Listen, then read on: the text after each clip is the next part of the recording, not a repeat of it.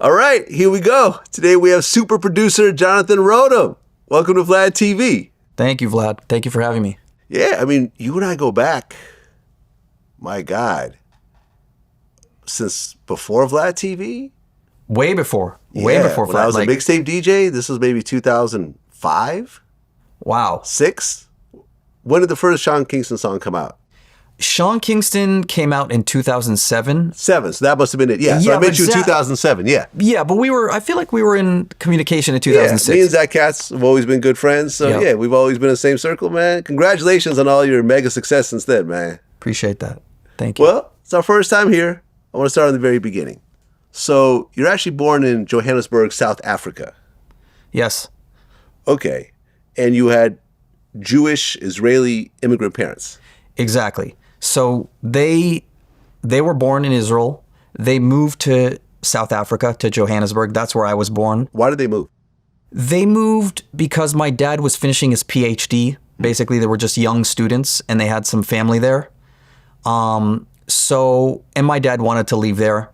So they moved there. I was born there, but I have no memory of it because when I was 2, we moved to Toronto, also for my dad's work. And for the first part of my life, I grew up in Toronto, and then, like you, moved to the Bay Area, to Northern California, around like junior high, high school.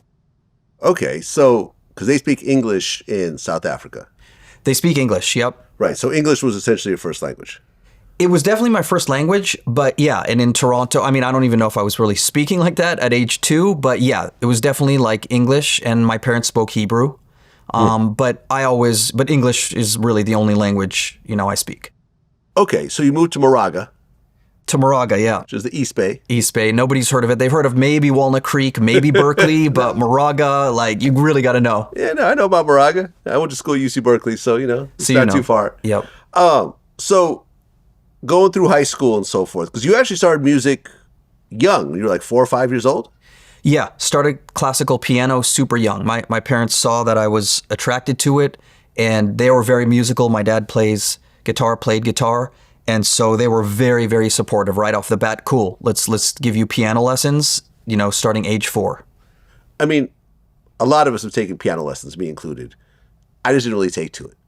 I played around, and then I went to like clarinet and saxophone and so forth, but I didn't really take to instruments like that, which is why I didn't really stick to it. But you just got it right from the jump? Yeah. In a nutshell, yeah, because I have 2 younger brothers, and my parents were very encouraging of them to also take piano lessons. But out of the 3 of us, I was the only one who really, I was pretty much like, that was like my whole life. And they offered it to all of us, but I was the one who really stuck with it, who really practiced, who really, from a pretty young age, I knew I was going to do something in music. At that age, I didn't know what producing was. It wasn't producing per se. It was, maybe composing, maybe film composing. But yeah, I pretty much stuck with piano the whole time. And not at age 4, but already as a teenager, I knew I was going to do music for a living.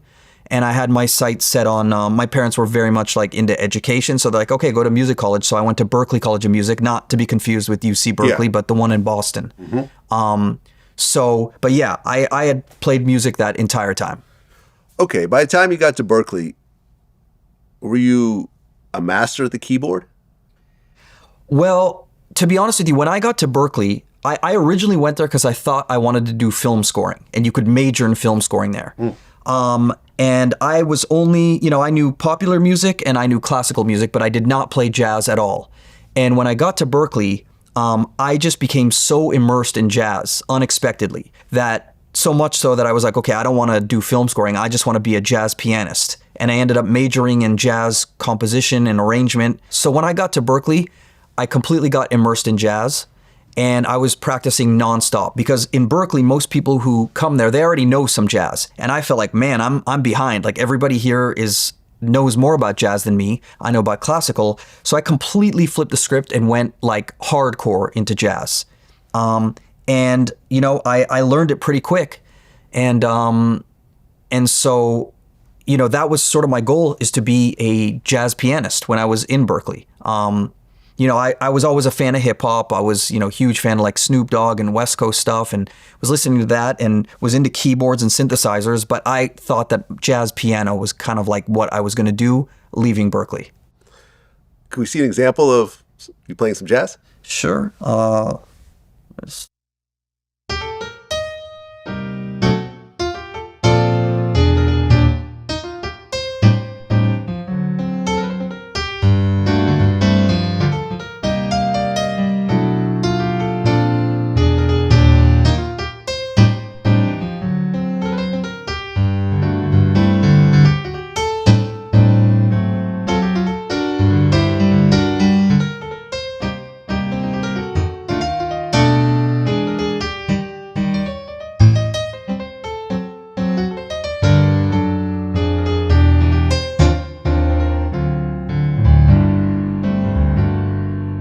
Woo! Okay. I'm a little rusty. I haven't been playing jazz in a while, but Okay, so now you're going hardcore into jazz. But the thing about the major jazz musicians of their day, the Charlie Parkers, the Miles Davises, is that these guys were hardcore drug addicts. And you actually try to emulate them to a certain degree. Well, when I was at Berklee, I'm not going to lie, I was smoking weed nonstop all day, every day, and practicing. I tried a couple other things, but I can't say I was really addicted to anything other than weed. But yeah, to speak to your point, when you grow up and you idolize, Charlie Parker and Miles Davis and Coltrane and all those people, for the most part, it was this sexy era of heroin and all this kind of stuff that you really don't want to be emulating. So, well, you talked about it in an interview. You said people wouldn't believe how much coke and heroin I would do when I played. I said that? You said that Well, that was a very, very short-lived phase. I don't know where you found that. on Scribd.com. It was a Blender magazine feature. Wow, you went way back. I went way back. You This is did what your I do. homework. This is went what way I back. do. So in the midst of Berklee, maybe it was, to be honest with you, it's almost embarrassing to talk about. Not that I'm ashamed of it, but it's kind of what was I doing? We were probably trying to think, oh, we're so cool, those jazz musicians playing gigs. But to be honest with you, I knew, like I said, maybe I dabbled in it, but the only drug that I was ever really, that I consider myself to have been addicted to, and obviously it's more psychological than physical, was weed. Just, kind of self-medicating, always dealing with anxiety, depression, things like that. And it was kind of everywhere back then in a music college. But, not to skip ahead too far in the story, but when I did finally end up moving to LA, by the time I was very serious about my career, I noticed, hey, all these people around me are drinking and doing drugs. So, but I knew for me, I was not at my best. How it's some people, two people can do the same exact action, but for one person, it's their demon, their poison, and another person, they have it under control. I'm a very extreme person, very addictive personality. And when I recognized, I'm no, I can't just do it casually like somebody else. If I do it, I'm doing it hardcore. I kind of said, okay, I got to cut out everything. And shortly after moving to LA, I stopped, everything. No drinking, no drugs, no anything. Because I kind of felt I'm not going to be at my best unless I'm all or nothing. And with drugs, it's got to be nothing. Because if it's all, you're going to kill yourself. Well, you end up hooking up with Dwayne Wiggins of Tony. Yes. And was he managing you or working over you, or how does it work? No. So, the Bay Area, as you know, is very small scene, but very musical. I mean, there's a lot of music history there. So when I decided to kind of right around the time I decided, okay, I want to stop playing jazz gigs every night. I want to be making beats. I just started making beats and, probably passed them around to one person, to one Bay Area rapper, to another, to some other people who were sort of connected to him. To be honest with you, I can't even remember who connected me with Dwayne Wiggins, but probably some Bay Area players, some cats. And with him, he heard my beats and he's he heard that they were musical, and Tony was very musical. He's I really like what you're doing. I want to, I think probably he wanted to sign me to some sort of production deal, some sort of exclusivity, which somehow I didn't do. But what I did do was, I would send him my beats. Back then, you'd, burn them on CD. So, and not a lot of people know this, but back in that era, this was probably, super early 2000s, he was the one who signed Destiny's Child to Columbia. Like, Right. he had a production deal or an imprint with Columbia. I don't know what the connection is between, because they were from, Houston. He's from there, but obviously he must have known the dad or the mom, and he signed them and developed them very, very early on. So that was my first real big break, which is like kind of just making beats, sending them out. Back then there was like Urban Music Network. I would go to Texas and play beats for different people. But when he got my beats, he's like, okay, I'm gonna, I'm working with Destiny's Child right now. I'm gonna take these beats to them, and he did. And a couple of them actually ended up coming out. One of them on the Survivor album, a song called Fancy, which was pretty much all my, production. And he, back then, how it is. Like, I probably got additional production, but essentially it was all my beat. I think he added, a guitar bridge, but it was like incredible, to go from like, I'm playing my beats and just even hearing any vocalist on my beats was like a victory. But to go from that to hearing Beyonce and Destiny's Child like singing over my stuff was like, so almost in a way, even though that song wasn't a hit, it's an album cut, the jump from where I was to that it's almost hard to recreate that level of excitement of just like, whoa, so that was kind of my first big placement while I was still in the Bay Area before I moved to LA. So were you actually in the studio with Destiny's Child at all, or you just sent the beat and then it came back with the vocals on it? Yeah, zero connection. Like, I had the beat. I forgot how we even sent stems back then. I don't know if it was ADATs or what, but it was, he took the beat, he brought it to them probably in the studio. He probably worked with them in the studio. I don't know if it was in the Bay or where they were flying to. Maybe it was New York. And I only heard like the finished product like afterwards. There was actually 2 or 3 songs. One came on, like, I think one was on like a movie soundtrack or something like that. But Fancy was the one that was on like their big Survivor album. And but I never met her, or worked with her at that time.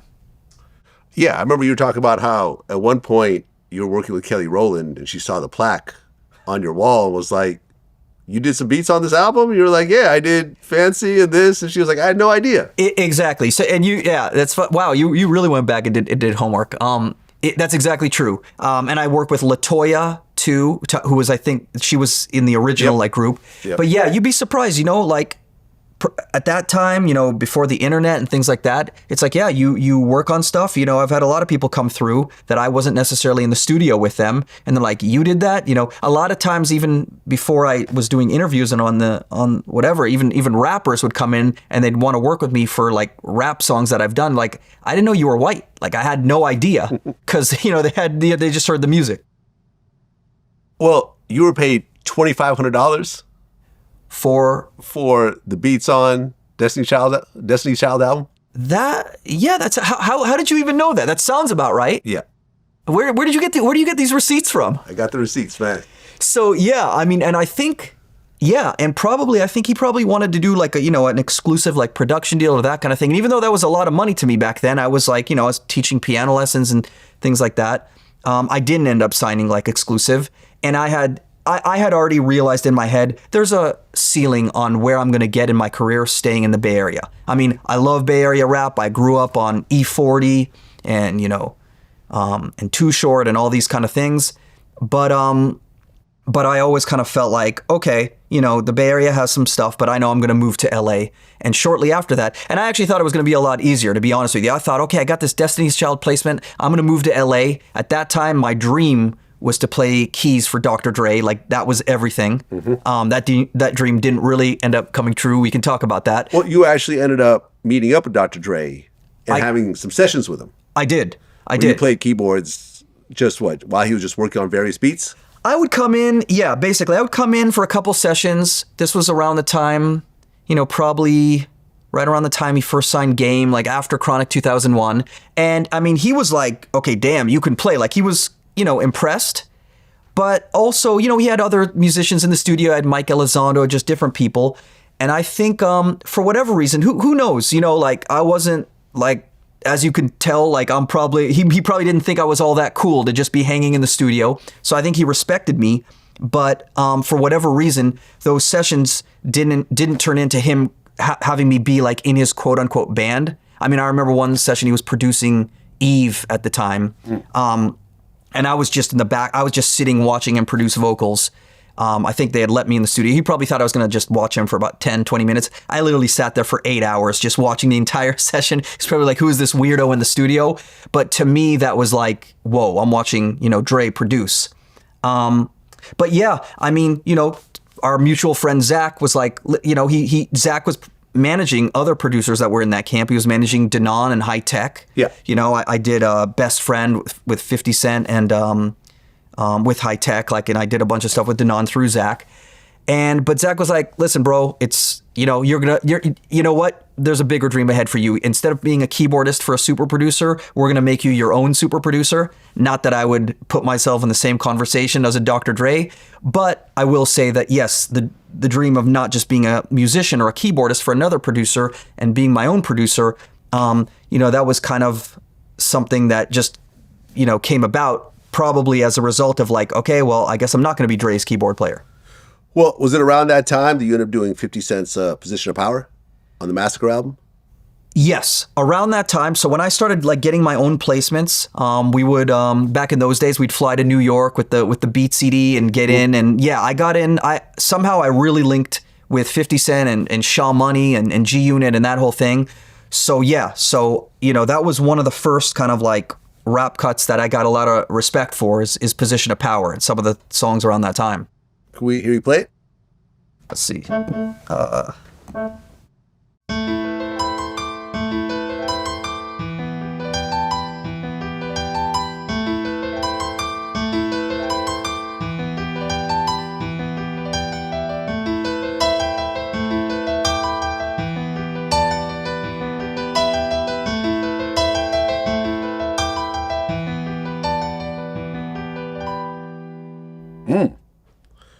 So, did you give 50 that beat CD and he said that's the beat?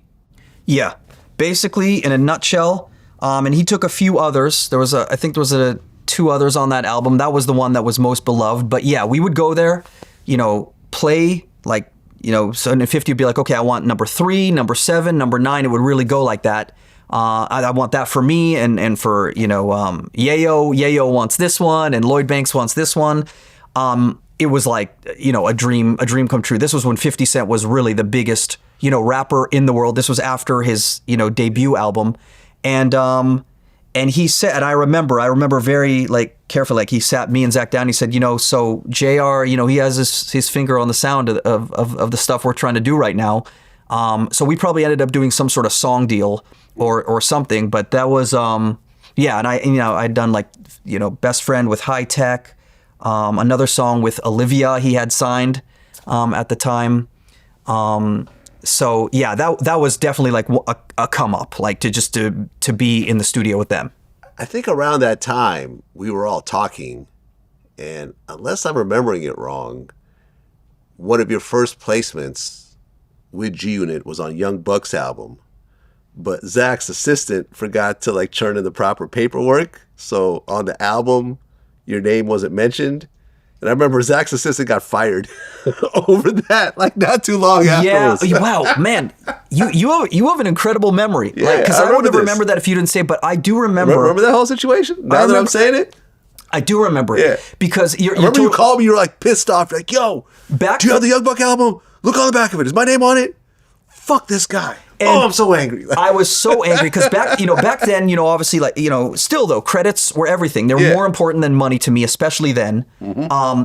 Everything down to I wanted to say produced by J.R. Rotem with the quotes with a dot after the J. I was really, and keep in mind back then in CDs, with Spotify now, you upload credits, you get them wrong, you can upload it. It's totally fluid. Back then, you go to the CD manufacturing plant or whatever, print. Yeah, that's it. So if that's it. So it's maybe on the reissue they could get you, but it's kind of forever you're cut out of that. So I was definitely pissed. His assistant got fired over that. I believe so. Yeah. Shit. I didn't. He doesn't play, and he was. Yeah. Yeah. It is what it is. Yeah.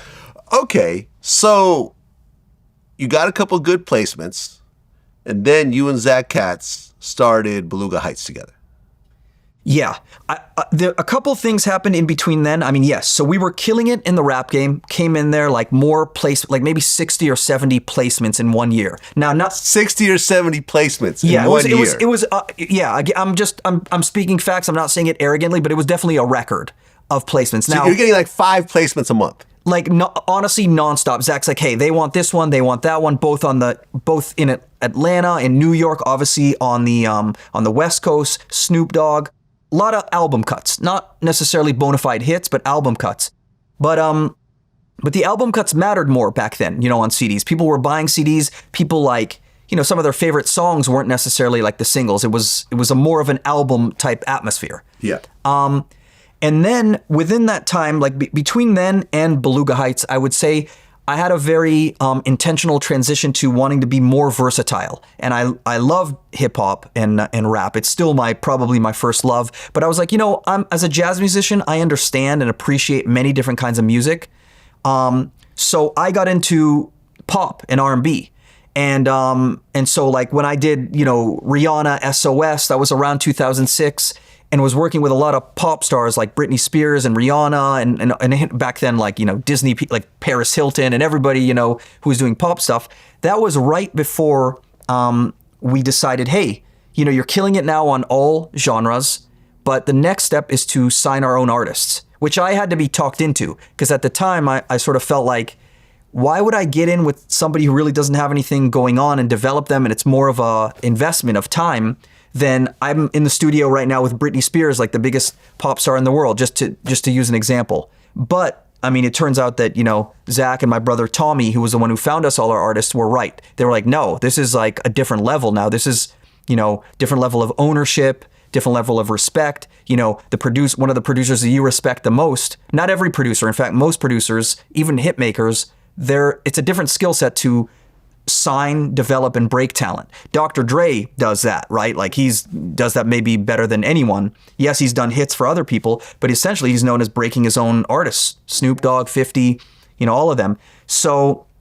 they convinced me, and and Tommy found our first artist, Sean Kingston, on MySpace back then. His name wasn't Sean Kingston. He was a rapper named Franchise, who wasn't even telling us that he was Jamaican descent and all. He said, no, I'm from Miami. I'm like, this and that, and we had to go through an amazing process of developing him and really figuring out his lane. But that's when Beluga Heights started, like shortly after the pop hits. Okay, Sean Kingston was the first artist signed.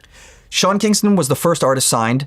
So he was signed to us. We did a partnership with Sony Epic with Charlie Walk at the time, who was he was one of the biggest radio promoters of all time, and he was newly in the job of running Epic, and so he was like an underdog, and he took a chance on us. Like we brought him Sean Kingston. It's not like there was a bidding war for Sean. It's not like every label wanted to do it, but he was like, I get this. Let's do this, and that's when we did like a 3-song demo.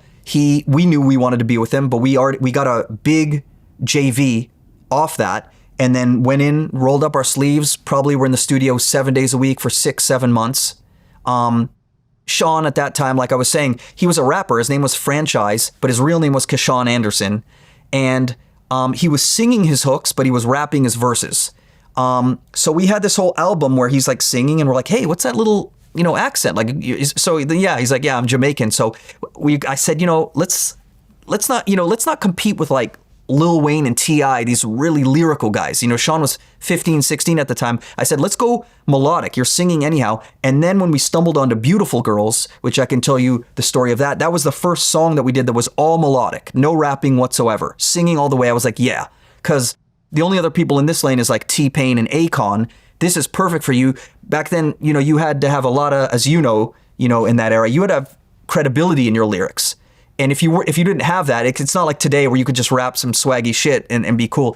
If you don't have that, you're better off playing in the melodic lane. So that's what we did. So we went back and we took the album and all the songs, he was singing the hooks, but he was rapping the verses. We stripped the rap verses and said, no, let's rewrite these as melodic things.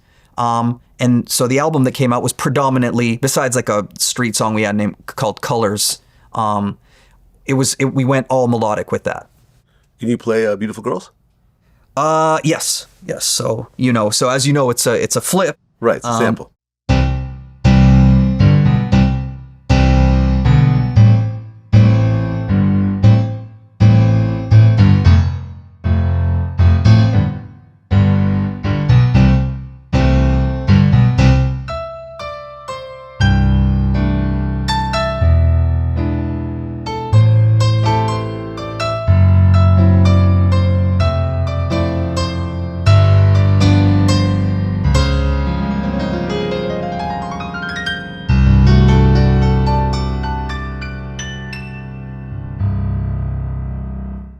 Now, that's a sample of Benny King's Stand By Me. Correct. How much of that song did Benny King take?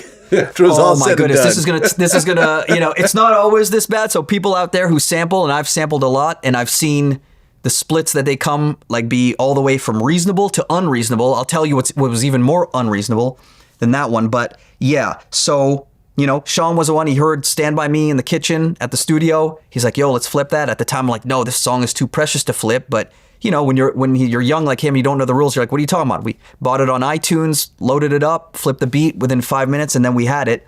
And then when they went to clear it, if I'm not mistaken, a song like that, they can take whatever they want, and they don't need the money. Because it's already a hit. It's already a hit. If it's already a major hit and you're sampling it, they really hit you in the head with it. They hit you with the head. It also sort of depends on how reasonable the writers are. Like some people are like, hey, they want the money. Some people you can't clear. Prince, you can't clear. It's not even about the money. Led Zeppelin, as I'll tell you, you can't clear. In this case, we could clear it. They wanted 75% of the record. 75%. So, and we knew when we made, that was one of those rare times when we made that song, we knew it was his first single. Like, that hasn't happened to me that much. There was times where I was excited about a song and it didn't go all the way, and other times where I thought a song was just average and it did go all the way. But that was one of those rare times where we called Charlie, we called everyone, we're like, we got it. We know we got it. This is his first single. There's no question. And so, yeah, we had to do it. So they took 75%, leaving, 25% amongst, the rest of the writers, me, Sean, and Sly, who's one of Dr. Dre's writers, incredible dude. But it was worth it. That was on the publishing. I was the sole producer of the song.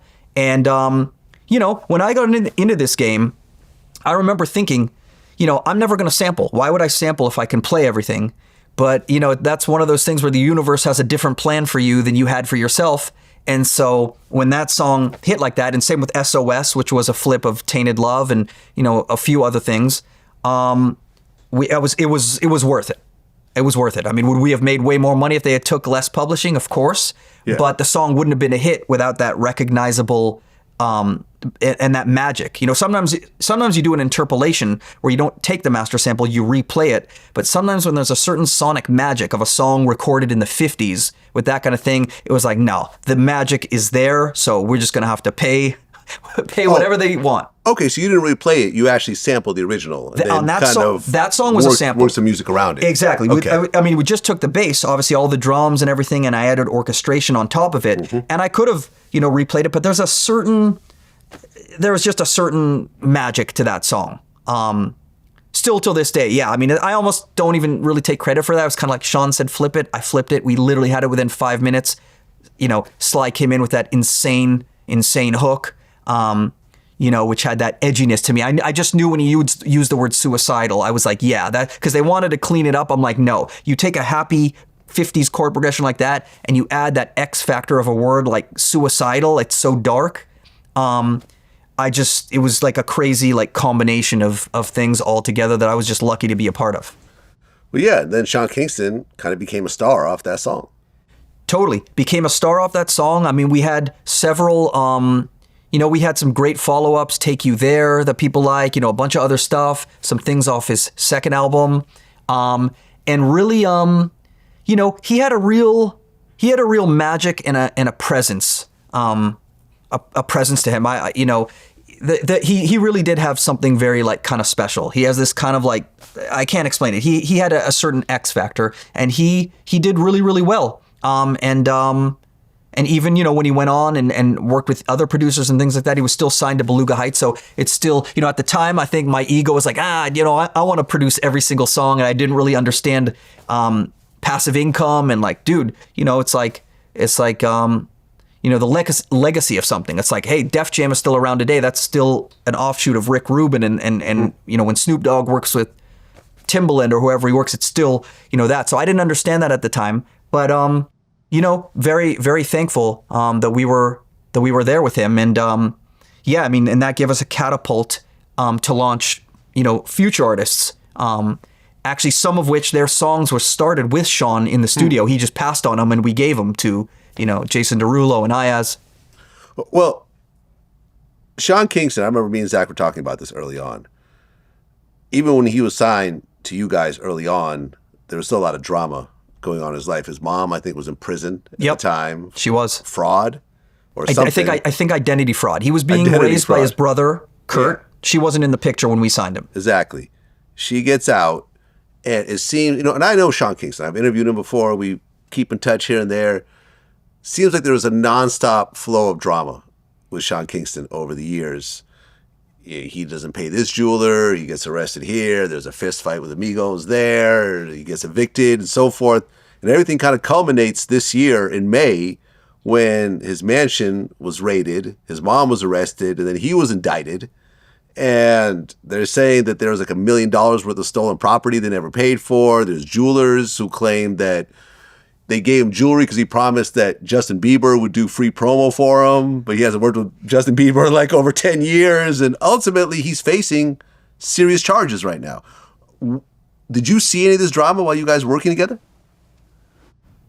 To some degree, yes. So, look, we signed Sean. He was 15 going on 16, really, really young.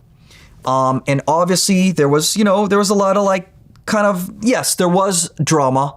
Zach did a good job of keeping it away from the studio because I was just about the music. It wasn't to the levels of what, we've heard in the stories. And again, I've only heard these things the same way as you. I was never like the victim of any of these things. He's never treated me with anything but respect. However, we would hear about jewelry and things like that. It breaks my heart a little bit because he really does have a good, warm heart, and he really is like super talented. I've worked with different people, and you know how it is, Vlad. Like some artists have more of a work ethic, and some have more of a talent, and some have both. Some have one or the other. Some have neither. He has a lot of just like pure talent, but unfortunately, these kind of stories that I've heard, which like when people say these kind of stories for that long, there's got to be some truth to them. I can't validate like every single one. I also think, as you pointed out, like look at what he saw growing up as his version of normal. That's got to shape you to some degree of like, hey, this is normal. My mom does it. Yeah, exactly. Yeah. That's got to be. Even though you might know on some level, I shouldn't be doing this. It's getting me into trouble. Sometimes like. Yeah, people like just get in their own way, and it breaks my heart on like a friend level, and also on a level even as just a producer and as a businessman. I think he could have had, like with the thing with Sean is like, he loves to like be in the mix and hang with the people and that kind of stuff, and he does a lot of live shows, and still to this day for Beautiful Girls and the hits we made, he can still make money on live shows. But so many times I want to be like, let's lock in and make just brand new music. Let's, we kind of reinvented island pop. Like we could do it again. There's a lot of people's careers who have even come up to me and him, like, people like Megan Trainor. There's a lot of people who base their career off like Beautiful Girl, like Beautiful Girls. Even they kind of like are like, oh, that 50s sound. So it really sucks that that's happening, and I hope I'm of the opinion that I don't think a person should have to go to prison unless they commit a violent crime. And I've never seen violence. I've heard fraud, I've heard not paying jewelers and things like that. But I definitely hope the best for him. But yes, did I see and hear stories of like, hey, this guy didn't get paid and that guy didn't get paid? Yeah.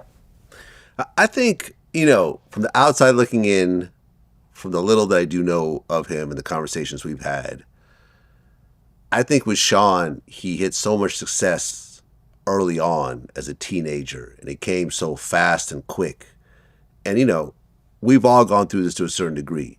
When you first start making money, you think, well, I'm going to make this forever. I'm used to this, and I'm going to continue to be hot until I'm 80, and I'm going to spend it before I get it. And the reality of life at one point hits you where, okay, yes, you start off with these number one hits, but 2, 3, 4, 5, 10 years down the line, you don't have these big records anymore, but you like the lifestyle. Exactly. You get addicted to flying private, living in mansions, driving whatever you want to drive, buying bottles at the club, but your income doesn't coincide with that anymore. So you start to kind of cut corners and try to keep maintaining it, knowing that these things are going to catch up to you later on. And they do. They do. Yeah. And maybe in his case, he just thought it wouldn't. I was actually surprised too. But I think you nailed it on the head. Back then, especially before social media, the overnight.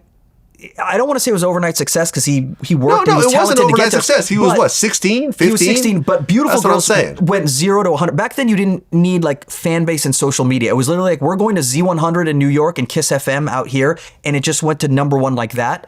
Mm-hmm. And you're right. So overnight, everyone is singing the song. It was a big breakout song. He's touring everywhere, and like you said, getting used to that, kind of lifestyle. On the second album was first album was like we were all in like flip flops and shorts and going to Subway and Dunkin' Donuts. Second album, he was like, yeah, we're not starting until 4 of my Lamborghinis are flown out from Miami to LA and all this. That's a real story?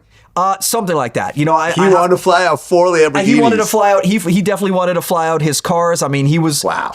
He was, and keep in mind, there's a lot of money in the live shows too. That the unless you have a 360 deal that the label's not seeing. So I mean, he definitely, and everybody at that time too. It was really, again, I feel that I'm lucky to be a part of that record and that sound.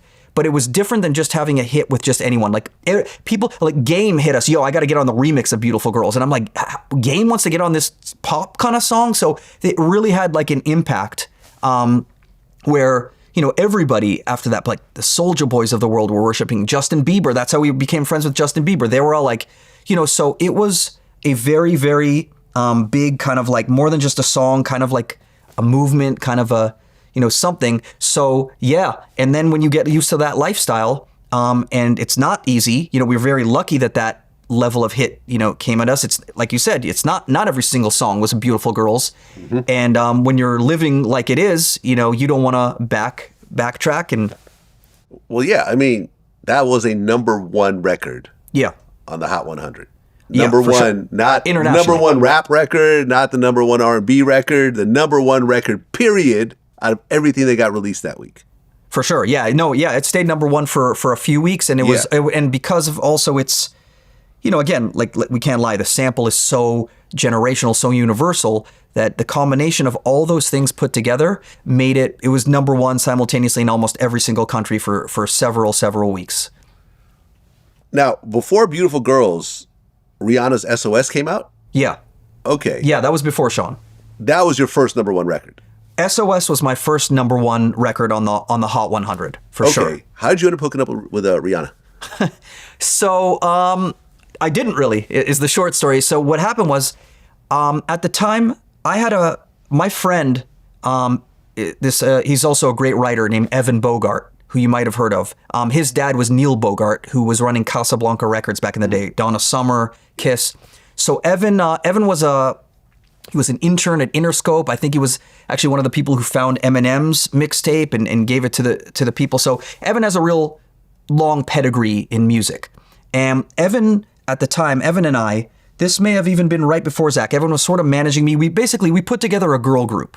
He was like, yo, let's put together this pop girl group. And I was the producer, obviously. No one wanted to write songs for them. Evan was like, he was kind of like a white rapper, but he wasn't a songwriter at all. He didn't see himself as a songwriter, but we couldn't get anyone to write the songs. So Evan was like, okay, I guess I'll write them. I know about lyrics from being a fan of rap. And we made a body of work with them, an album, an EP, something like that. And one of the songs was him. He wrote to my beat where I flipped Tainted Love. And he wrote SOS, and I didn't even think it was that great of a song at the time. I was like, it's cool. It's kind of wordy, but like it'll do.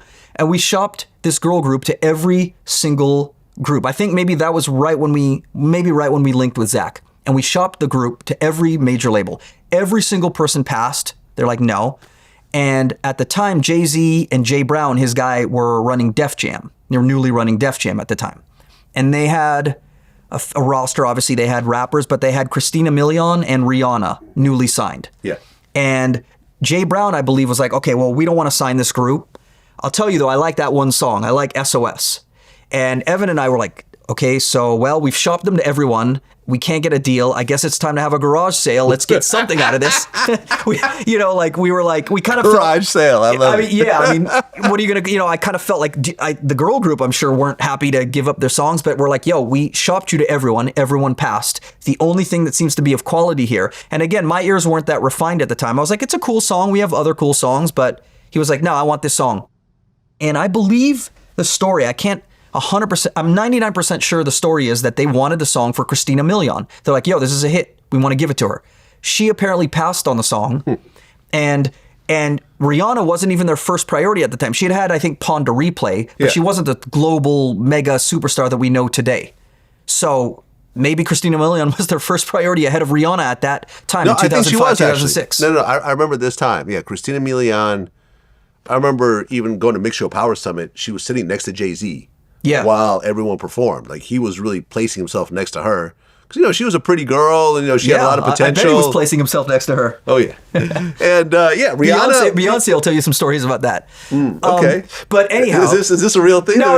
I mean, come on. But, we've heard the rumors about Rihanna. We've heard the rumors. We know how executives roll. So, can you play a little bit of SOS? I honestly, it's not melodic enough of a song to play on piano. I could play you the riff that I flipped, which was like.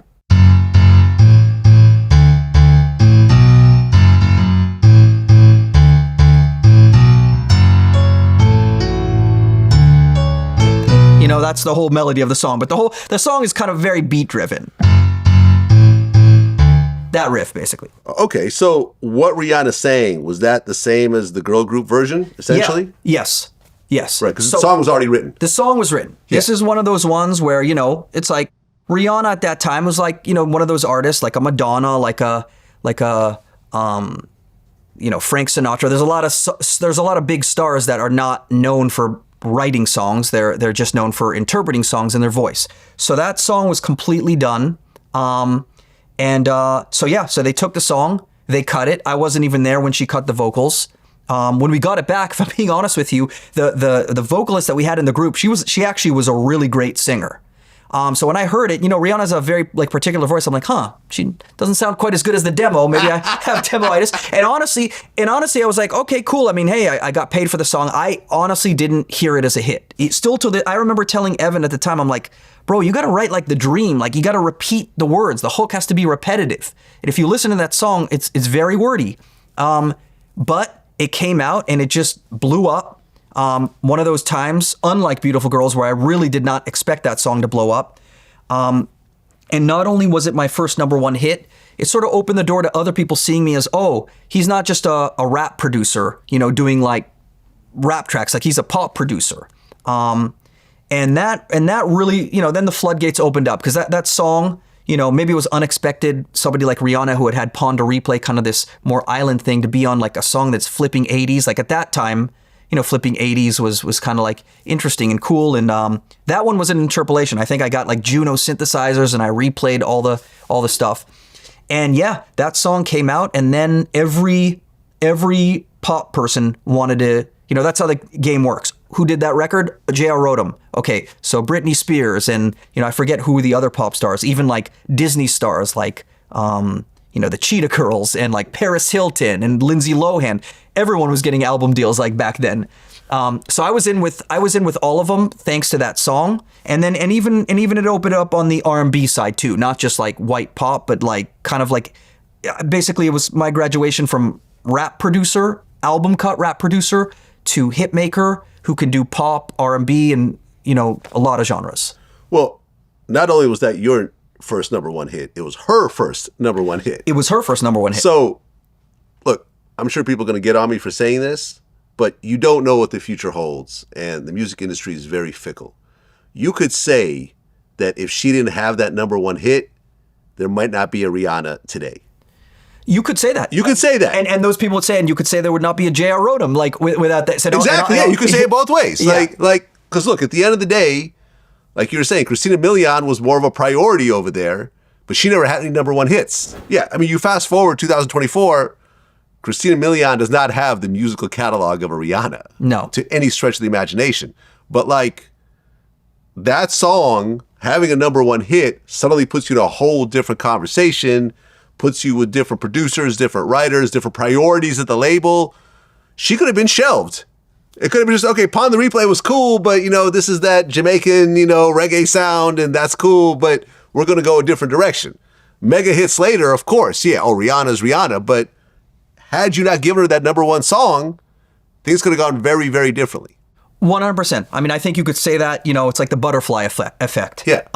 Something goes this way, wouldn't have happened. Now, maybe they would have said, no, we were going to stick with her, the whole time. And at a certain point, somebody has so many hits, even if they didn't write them, you would say, okay, maybe that's her destiny. They were born to be a superstar because she had other things. But I totally agree with you.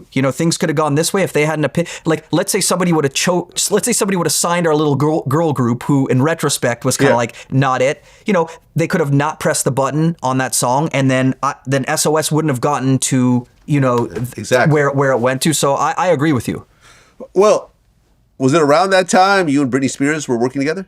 Yeah, right after that. And did that turn into like a relationship? I wouldn't call it an actual relationship. If I'm being just 100% real, like, look, I'm coming from just being a nerdy pianist, making beats, all of a sudden being in demand, like all this kind of stuff, being around celebrities. And, look, I was single. She was, this was like a kind of a weird, this was not like in the toxic era. This was like after. Well, she was coming out of her divorce with Kevin Federline. Yes. Right? Yes, she was. Now, that era. Didn't you also produce Kevin Federline? Who does your research, bro? I'm telling you, man, I'm the feds. I know everything. Yes. So I was around like both of them at the time. Oh, that's interesting. But I was, I'm a very honest, like respectful, kind of person. I don't cheat. I would not be like be the person that somebody cheats with, but she was around. I mean, look, I was like, who wouldn't be like, she's like a global superstar, and like she's, calling me and I'm producing stuff. And then, being in the studio, after they kind of broke up, I forget like what the time span was, but definitely after they like split up, she was like, hey, let's work in the studio, let's this and that. And at that time I was like, sure. I mean, I'm not going to be like, no, I'm too tired to like come over. So we ended up spending a lot of time in the studio. But listen, it wasn't like, she had paparazzi following her at all times. She was in a weird space in her life. So I can't say it was one of those things where like, this was like my girlfriend. I think we were let's just say like we were kind of hanging out. We were seen, paparazzi's following her everywhere. So every single place that she goes, whoever she's with and wherever she is news. And I was there like a little bit hanging out, but I wouldn't go so far as to say. And honestly, I bet if you asked her, she'd be like, I don't even know if she'd remember. I mean, it was a very short-lived era. Well, there's a rumor that you got her pregnant. No, that's not true. But there was a rumor. Okay, but In Touch magazine posted like a text message saying that, you were texting her about her being pregnant and stuff like that. No. That's complete false. Okay. That is complete false. I can tell you that. One, I would know so if that was no secret Britney baby floating around somewhere that you're the father of. No. No children. No secret like that. Back that I can honestly say I forget who the magazines were back then. The Perez Hiltons. In Touch. Okay, In Touch. Yeah. So no, that was not true. Okay. I mean, look, we see how Britney is now.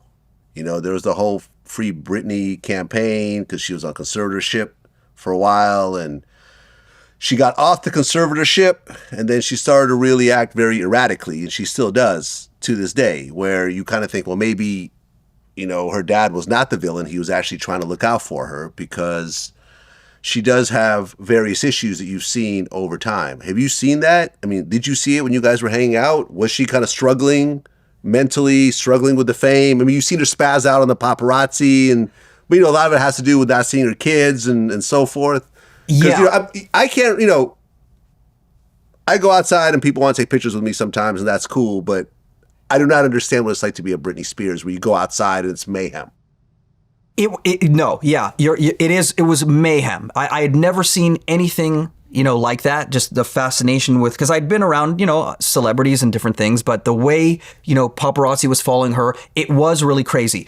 I didn't see anything. I didn't see like this now era with like, TikTok and Instagram and stuff like that. Dancing around with knives. Okay, so I didn't see anything like that. Look, she was like, I kind of looked at it like, hey, she's just like a superstar pop star. Did I feel like our conversations were just normal, like me and you are talking right now, like this, hey, let's talk about this? No, it was definitely like different, but it was not, I definitely didn't see like any kind of like craziness like that.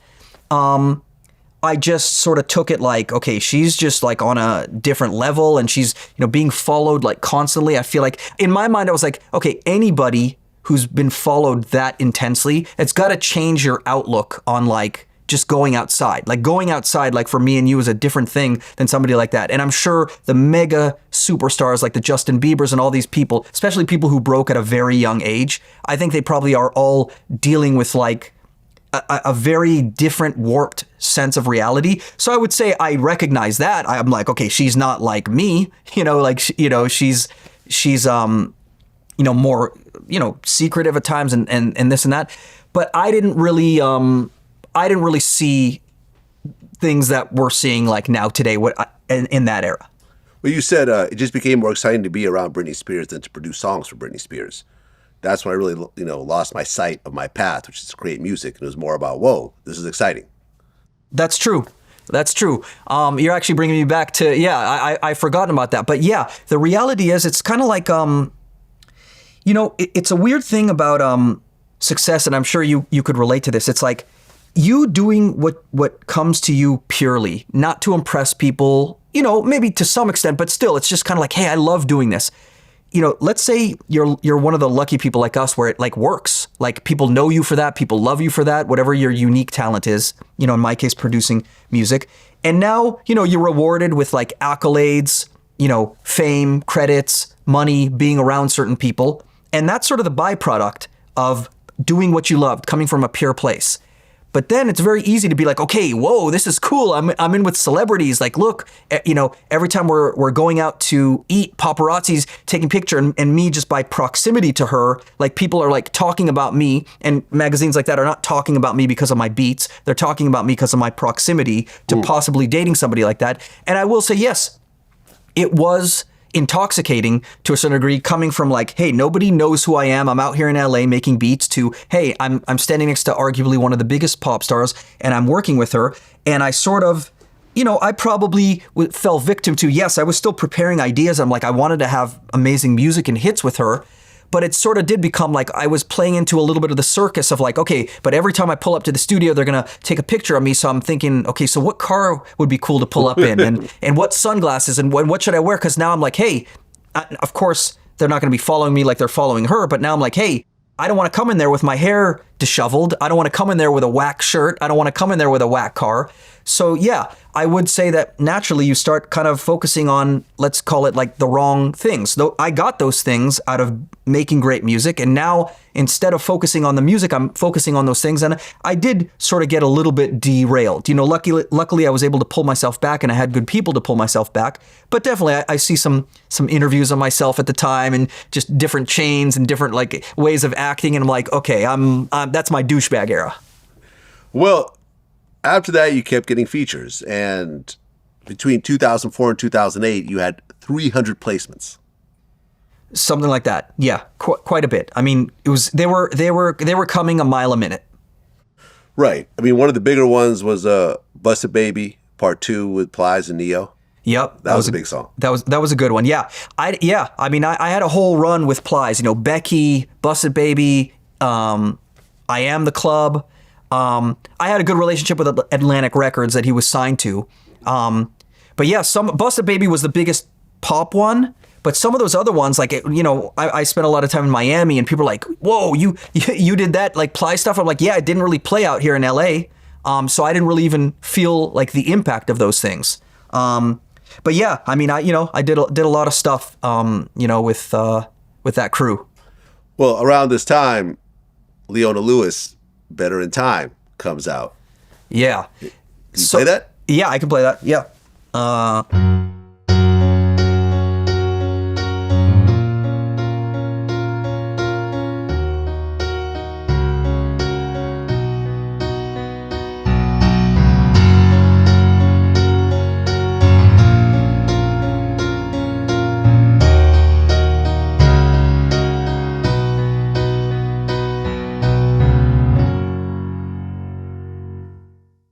I remember Rodney Jerkins in our interview, he said that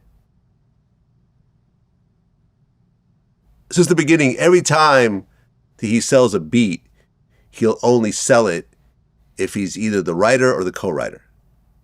Mm-hmm. Do you ever write the lyrics as well, or just the music?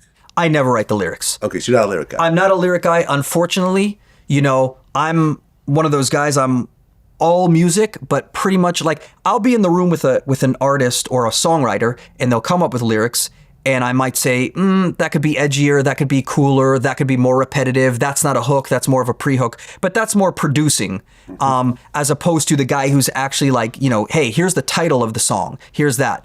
My way of doing that, sometimes I might flip a sample where the sample might have a little word in it where you'll go with that. But no, unlike, you know, maybe he's we call it top liners. Maybe he does that. And obviously we know producers like Pharrell do that. But I'm definitely one of those guys who I have to be in the room with either an artist or a songwriter or both who are bringing the concept, the lyric to the table. I don't do that. Okay, so Better in Time. Who wrote the lyrics to that? A girl named Andrea Martin, who sadly has passed away. Oh. But yeah, she, you know, and that was one of those ones that, you know, for me, that I was just at the piano at my condo. I played this riff, you know, probably trying to do some Beatles type. I don't know what I was doing, but I made the track. The track was done. And then Andrea Martin, she was a writer from New York. We had her at our studio. And she pretty much that's one of those, you know, a lot of times you look at songs now, there's like 5, 6, 7, 8, 10 writers. She wrote that. It was like her and the beat. She wrote that. I like edgier music, so I was like, Better in Time, it sounds a little schmaltzy. It sounds a little adult contemporary. I was like, I like the piano riff. But yeah, at that time it was X Factor, it was Simon Cowell and L.A. Reid at the same time. And by the way, they got into it. I was a little circus eel who had to kept change. Hey, the British people want it this way. They want the snare not as hard hitting. And L.A. Reid is like, no, but in America we want it like this. So I had to go back and forth between them having an ego battle, like changing the song up. But yeah, that was Leona's second single, follow-up single, and that song was a really actually important song in retrospect to my catalog because that was probably one of the first hits I had that was purely like a very piano-driven, non-sample kind of thing. I think at the time, you know, people probably thought, you know, they knew, oh, he flips samples, he does urban stuff. They didn't know that like, no, he could do like a piano ballad. So I think that song in a way opened up, you know, because people always put you in a box. And I was like, no, I play piano. I'm not saying I'm shredding on that. It's a simple progression that anyone can learn. But it was definitely like my first piano ballad, let's call it. That was a hit. Well, then that next year, Ayaz, Replay, number 2. Almost number 1. Almost number one. It was a one. number 1 on radio. Because, you know, there's different like rankings and it was, you know, number 1 in radio, but it hit number 2 on the Hot 100. I was kind of upset about that at the time, but hey, now, you know, it was an amazing experience. And that song was meant for Sean Kingston. We did that song and What You Say for Sean Kingston's second album. But Sean, even and the record company were like, I don't know. So then my brother Tommy found Ayaz and Jason Derulo again on MySpace, and we brought Replay to Ayaz. Back then, you know, it's like the hook was intact, and the hook was actually written by an amazing songwriter, Tehran, who just won. He's from Rock City. He just won the Grammy for Songwriter of the Year, and his brother Timothy. But yeah, we you know. When I heard that hook Replay, because Sean was the one who sang it to me in the room a cappella. He took it from Tehran, but he played it for me. I was like, whoa, what's that? And I just immediately started playing chords to it. And I was like, I knew that hook was like, whoa, you know. And we ended up breaking another artist off that song.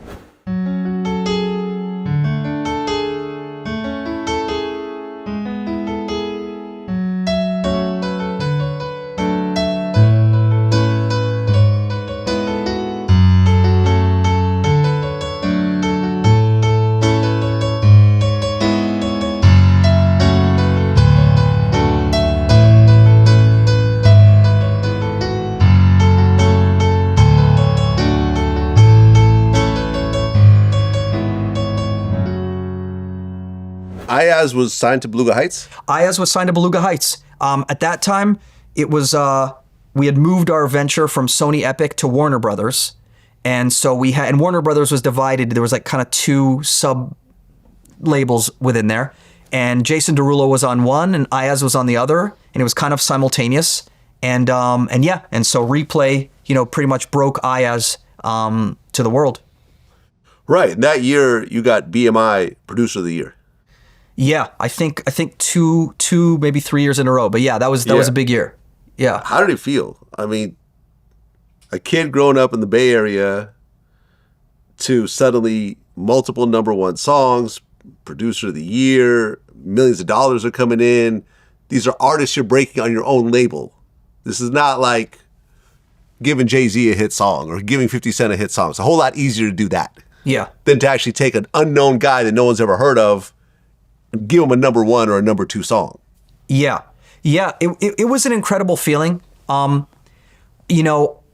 wish that I would have appreciated it even more in its time. I always kind of had a hunger to accomplish more. I remember thinking, yeah, but we're not selling albums like Amy Winehouse and Adele. I was always kind of looking over my shoulder, like what's more? What's more than that? But I mean, now with the maturity of like seeing careers go up and down and up and down, and now seeing the heights that was, it really was an incredible feeling. And like you said, I sort of felt like, in a weird way, I kind of felt like we were signing what I would call to be underdogs. They weren't, even till this day, right? There's artists that come out that have bidding wars. Every label wants them. They're so hot. Some of them break. Some of them actually don't. Some of them get enormous deals and they don't. But I feel like I started to feel like, I think my purpose is, because I see myself as an underdog, I think it's my job to find artists who may not, they have their own talent. They're incredible in their own way, but they need that co-pilot of a producer to kind of help shape their sound, give them, better songs, flip samples in some cases, that kind of stuff. And really, kind of be, a co-pilot. And I felt like that was kind of like what we did with Sean and Ayaz and Jason Derulo. So it really was an incredible feeling. And like you said, breaking our own artists on our own label with songs, it was a kind of a very unique fulfillment. I mean, financially too, you're on the master side, let's not lie. But even spiritually, it's like, wow, like you said, yeah, you give a superstar a hit. I mean, that's great. Who wouldn't want that? I'll take that now. I would have taken that then. But to somehow do that, and I honestly feel like we were just very blessed and very lucky, because everyone else was like, how are you guys like breaking artists, multiple artists? And I know now in retrospect, yeah, that's not easy. Maybe we had a little bit of beginner's luck. I don't know what it was. Right place, right time, things kind of coinciding. But it's not easy to do that. But I have to say, I didn't do it alone. And I can't even say I masterminded it. It was kind of like Tommy, my brother, who doesn't get the credit that he deserves just because he's behind the scenes. He found us these artists who had the right combination of talent, but they were open enough to listen to us. So you find some talented people who are hard-headed, they won't listen. Maybe they'll go all the way if they're that dope, but maybe they won't, because they won't, So he found us the right sweet spot of talent, but also openness. And we had chemistry in the studio, and with Zach on the executive side, we were a magic trio.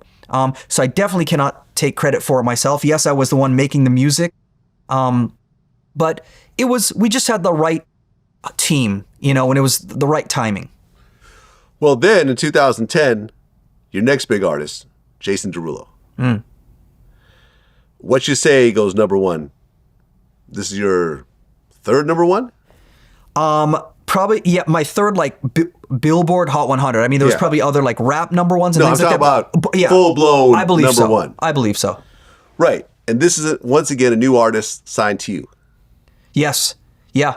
That was, again, one of those things that was, and I forget how, what the timeline was where things were released, but Ayaz and Jason were essentially overlapping right around each other.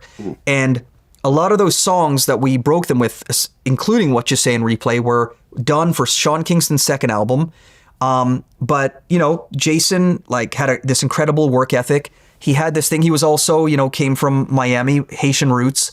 But he liked, I think at the time, Lady Gaga, he liked European dance influences. But obviously we were doing kind of like a hybrid of like urban rhythmic styles.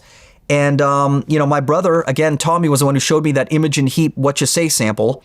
And, you know, it just sounded really weird with the vocoder. And so I built the track around it and all that kind of stuff. And I just knew it would be the right song for him to break him. I mean, even to the, you know, I think I was the one who said, hey, let's, on Jason Derulo, like, there's a 2 dots above the U. And I was like, yeah, let's do that, to kind of just, in the same way that I kind of gave Sean Kingston his name, like, hey, let's just say Kingston, because let's just be unapologetically like, yeah, he's Jamaican. With Jason Derulo, it was a little bit more of a subtle thing where the 2 dots is like, is it German? Is it this? Is it that? There's some European influences here. He didn't want to do just straight R&B. He had that kind of voice at the time, but he wanted to make music that was a little bit more pop, you know, again, up tempo, like his other hits that we did, like In My Head. They were not like the typical R&B of the time. Well, yeah, that debut album sold 14 million singles, went platinum. Wow. Was that your most successful artist at that point? Well, I would say now, fast forwarding to this date, seeing how many albums they've sold and how much money they've generated for the major label and us, I would say that Jason Derulo, you know, we had other artists like Man, you know, Buzzin' 50 Cent and a couple other things that we did. But Jason Derulo, due to his amazing work ethic and kind of having the right guidance, he went on to kind of like, you know, fulfill all his commitments to Warner Brothers, of which we were participants of. So I would definitely say he went the furthest.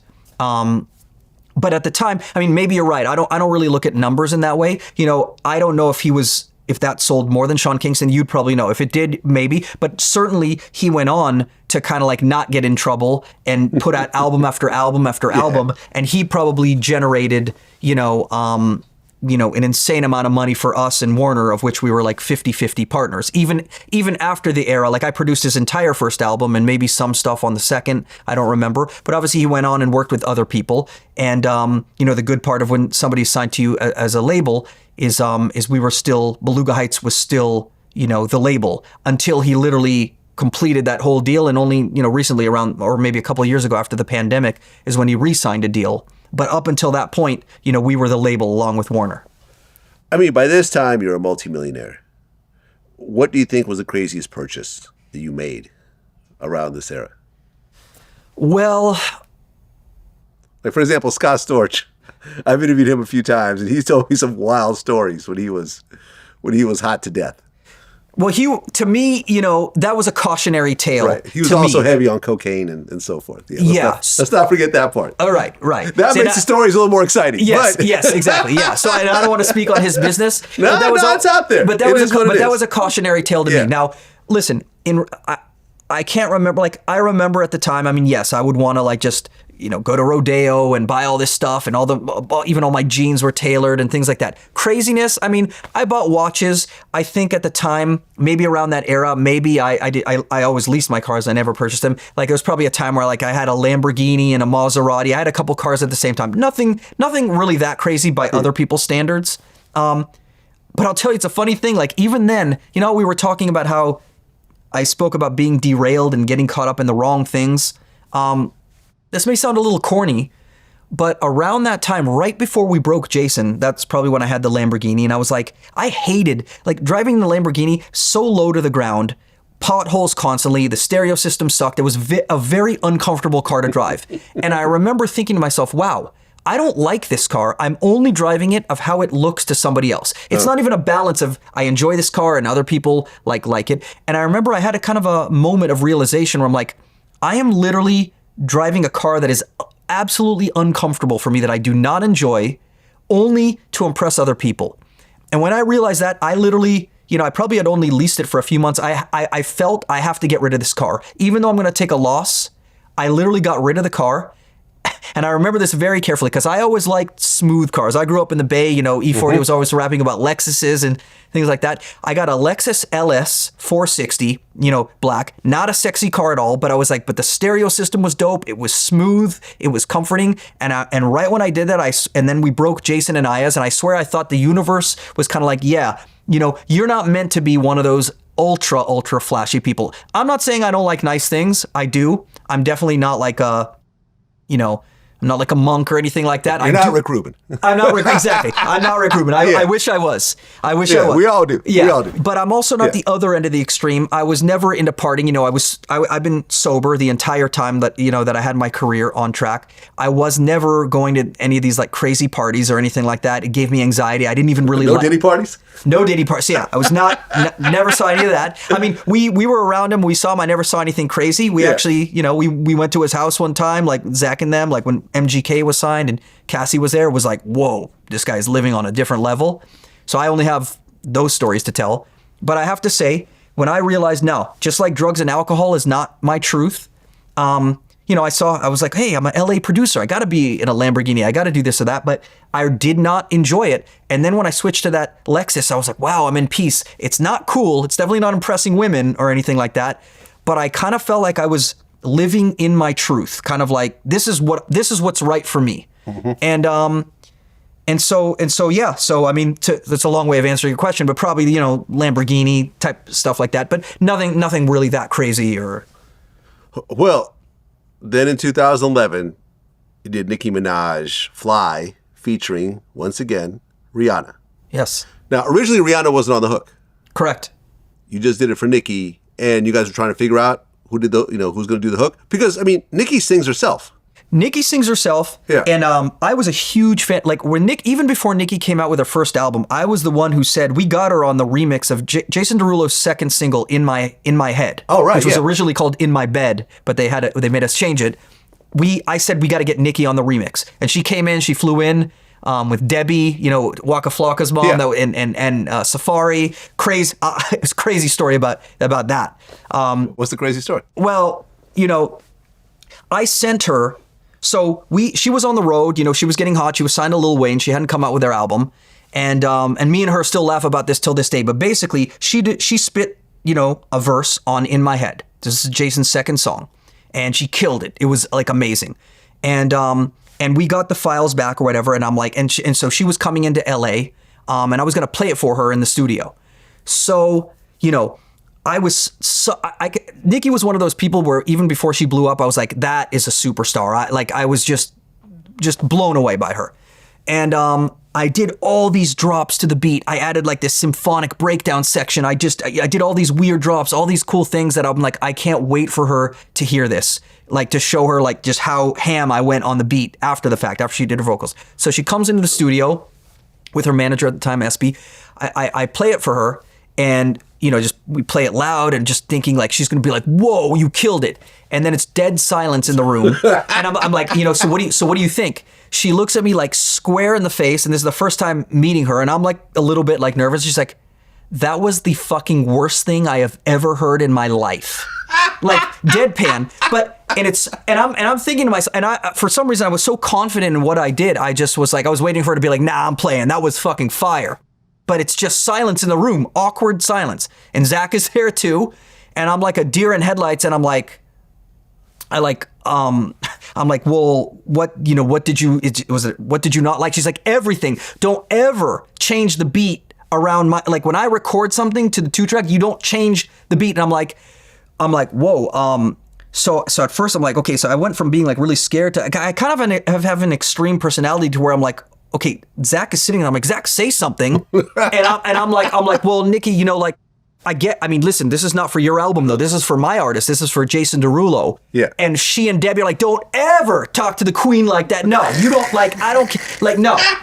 So when I put my vocals on something, you don't change it. Huh. And like Debbie, you know, her manager was saying the same thing. And I'm like, Zach, like this was probably had Blackberries, not even iPhones. I'm like, Zach, say something, motherfucker. Like, I'm just sitting here like, and so finally Zach kind of, you know, cleans up the situation a little bit. And he's like, well, did you hate everything? She's like, well, I like when he did that. And I know, like, long story short, like I went back and I reversed a couple things, but really in the end, I think she kind of like warmed up to it. Like she had probably like a lot of artists have demoitis, which I've been guilty of myself. But it was like, I remember driving home from the studio that night. It was like one of those traumatic experiences where you meet, I'm not going to say I met my idol because like, you know, that's Dr. Dre or people like that. She was a peer of mine, but I was a real big fan of hers. And I was like shell shocked. I'd never forgotten that. And then when we went back and I did other songs for her, These Girls Fall Like Dominoes and Fly, when I went in the studio, we always like laugh about that story. I always tell her, do you know that you almost made me cry? Like that was... Well, how'd you guys get Rihanna on Fly? That is 100% on Nikki. So I had made the beat on Fly and I could play a little like piano thing. So I had it. And I had this artist that was signed to us at the time that didn't break. His name was Will Jordan. He wrote the hook to it. I believe it was Will who wrote the hook. And I brought it to the studio. You know, she was like, hey, JR, come by, play me some beats. I brought her some beats. She picked a couple. And when she heard that one, she's like, that's the one. Give me that right now. And I gave it to her, the beat. And she was just so excited by it. She did her verses, I think, through her and her connections. She was like, we're going to get Rihanna on this. I'm like, no way. That's a big event. Because I don't know if they had done a song yet together before then. And so, again, one of those like lucky things. I mean, it was a big, a blessing just to have Nikki want to take the record. And the verses she spit was crazy. And she wanted like a crossover kind of thing. But for her to have gotten Rihanna, like arguably one of the biggest people to sing the hook, that was like, whoa. All right, can you go ahead and play Fly? Yeah. So,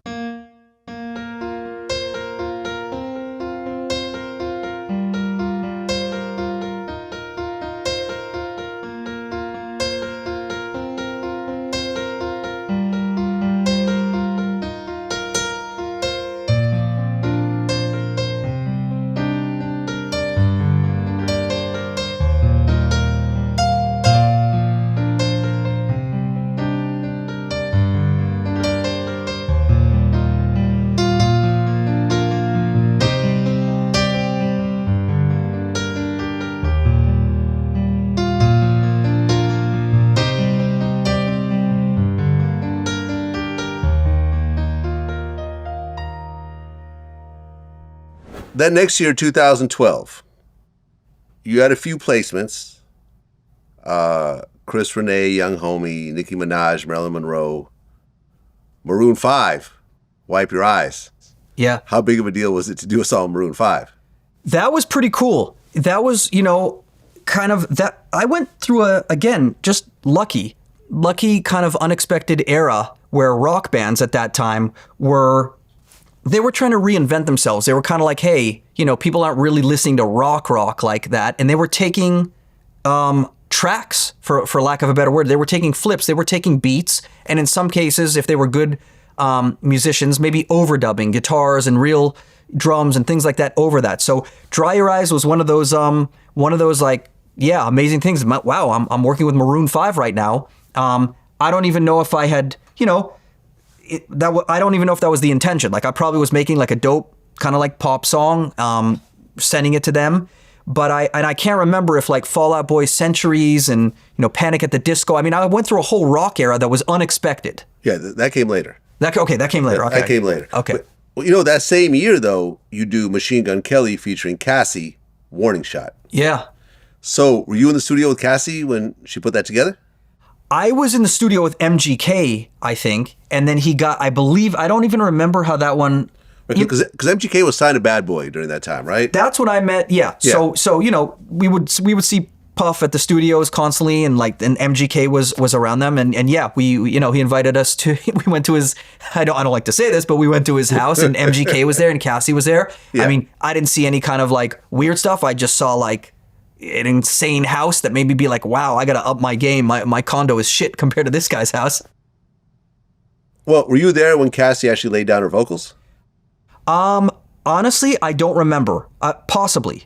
I know I was there. I think I was there when MGK laid his down, and I don't remember. No, maybe that might have been a Diddy call, because I feel like I don't think she wrote it. I mean, you'd probably know this. It's all a blur. I don't think she wrote that. Idea. I think we had the hook. I think it was similar to a Nicki Minaj Fly thing, where it's kind of like, hey, who are we going to put on this? Diddy was going to put Cassie on it. That was a Diddy call. I'm sure. Okay, now I want you to answer this question honestly. Sure.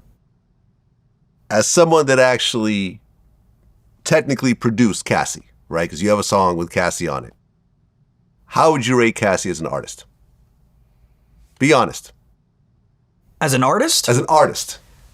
No. I mean, she's artists can be different things, right? Somebody can have like real artistry. They're a singer-songwriter. We all know Cassie is not that. Cassie's a very, very, very attractive girl with a good voice. But that's more, I think it was more about the look and the swag and who's producing her stuff, right? Like Me and You was a dope song. Yeah. But that was like, Yeah. So no, I mean, look, I'm not here to like bash anyone or rate people, but it's like, no, I don't look at her as like an artist. I look at her as like maybe the way somebody today would look at an influencer or somebody. She's a model who has a, passable voice. Right. And people kind of get on me when I say this. But the reality, because there's all these, with the Diddy story being out there and Cassie being so part of the Diddy story, that there's this whole thing of, well, Diddy constantly had this carrot in front of Cassie. He held her music career back. He didn't really put the effort into her. And my whole thing was like, look, Cassie's a pretty girl. She stumbled onto a hit early on, mostly because of her boyfriend. Yeah. Right? Everyone, yeah. I don't know anyone who would disagree with that. Right. And because she started dating the owner of the label she was signed to, she was given a lot of chances, and a lot of time and money were put into giving her studio time, put on this song, put on that song. And I know someone, a good friend of mine worked at Bad Boy, and he said that, listen, when there's a Cassie song, they pushed it just like any other artist. They tried. Yeah. But ultimately, when it's all said and done, Cassie is not a star in terms of singing. She's not a phenomenal talent. She was given more chances than she should have. Like if she wasn't dating Diddy, she would have been shelved a long time ago. And I'm not bashing Cassie, but it is what it is. No, from a musical standpoint. From a musical, if we're talking purely like music and artists, and we're not talking about like horrible, disgusting I'm crimes. not talking about the abuse she went through, whatever else. I'm just talking about strictly musically. If she was not signed to her boyfriend at the time, she would have gotten dropped by any label. There was no bidding war when Cassie finally went solo. Like, it is what it is. 100%. And I'll say this, like, listen, in the music game is kind of like there's, like anything, right? There's songs, right? There's hit songs where like, wow, this song is a hit, and you could give this song to a lot of different kind of artists, and on the strength of the song itself, it's just going to be a hit, no matter who's singing it. That's when things are song driven. And then there's like superstars where they're, it's just a different thing. It's not about the song. Yeah. Adele's an example of a superstar. Adele, yeah. You give her any song and she'll turn to something special. Well, not only that, she's also a singer-songwriter who's writing her own stuff. So she has the extra talent on top of that, where she's actually an incredible songwriter. Not that she doesn't collaborate with others, but she's an incredible songwriter. Cassie, like a lot of like other people, when certain things are just completely song driven, people have the mentality, and it's less so now with social media, where it's like, hey, she's very pretty, she's easy on the eyes, she's got a good voice. If we give her enough dope songs and we push it the right way, we can make this work. And that's like the machine working. And sometimes that works to different degrees. But like Rihanna was never known as like a songwriter either, right? Rihanna was also an example. She's not like an Adele or an Ed Sheeran or an Amy Winehouse who writes her own songs. However, she has this it factor, as does like a Frank Sinatra or a Madonna who never wrote their own songs really. Right. Cassie does not, though. No, so she's not. She's not that. That's not a knock at Cassie, because listen, everyone has their own path. But I hate the whole storyline of she could have been this mega superstar, who said but that? Puffy. Who said that? Oh, you've seen in these documentaries, and I've had arguments with people about this on my show. It's like, look, she got lucky and got a hit early on, but that was really her only hit. Yeah. And she vocally was not that strong. And listen, not everyone gets a hit ever. She's lucky to have that. Correct. She could still tour off that. Correct. But some people she was not a Mary J. Blige. She was not a Whitney Houston. She was not even like, other singers that we all know about that actually had multiple albums and multiple hit songs. It is what it is. Yeah. In the circle that I'm in, producers, songwriters, artists, I don't think anybody, from where I'm coming from, nobody speaks of her as, an artist. People speak of, it's more, she's a pretty face. She had a reason. I mean, listen, I can't sing at all, so she can sing better than me. But is she known as like an Ariana Grande or a Whitney Houston type vocal? No, not at all. But remember, this was an era I was working with people like Paris Hilton and Yeah. like so you could have Another some non-singer, fame. yeah. So you could have a fame and Yeah, if you but get Paris Hilton didn't really have a music career either. No, she didn't. Yeah. She didn't. So the cream. They tried. Yeah. Yeah. But yeah. So you can get to a certain extent, but if you're not really if you're not really like about that, music, like it was in your blood, there is a limit to how far that's going to go. And yes, if you get the right team behind you, they can push it a certain way. But at the end of the day, it's the audience that decides there's only so much a major label. There's only so much money you could throw at something. It's either going to connect or it's not going to connect. Like it's got to have a combination of actually being dope and having money behind it. It can't just be okay. And like you said, yeah, there's a lot of one-hit wonders who got lucky with a song, but that didn't have a long music career because maybe they were not meant to. Yeah, and look, when you look at the lawsuit, there's literally parts in the lawsuit, because I went into great detail on this, where she left Diddy and then his manager would call her and said, listen, we're not going to push your music unless you come back and talk to Diddy, and, we're not going to push your singles and so forth. And I feel like at some point, Cassie should have just said, listen, I'm not really a singer. I'm not really an artist like that. I need to just accept that and move on to the next chapter of my life, which ultimately she did. And it seems like she was happy with it. She got married. She had kids. Not everyone's meant to be on stage in front of millions of people. Like, people have their moments. Anyone could have a hit. Anyone could have a hit. Yeah. You could have a hit song. I could have a hit song. Yeah. If given the right writer, the right beat at the right moment. But that doesn't mean that you and I are musical vocal artists like that. Not at all. Not at all. Just like you said. Yeah, anyone could have one hit. Anyone could get lucky. To have a longevity, a very long career with a string of hits and all that, you have to be doing something right. Right. To some extent. And your superpower could be you're an amazing songwriter. It could be you're an amazing vocalist. It could be you just have this it factor that's unexplainable, a Madonna, kind of thing. Yeah. And yeah, I 100% agree with you. Not everyone was meant for a flourishing music career. Well, 2014, Fall Out Boy, Centuries. Really like an anthem-sounding song. Can you play it? Yeah, I could play a snippet. So that's, I flipped, Suzanne Vega. Yeah. So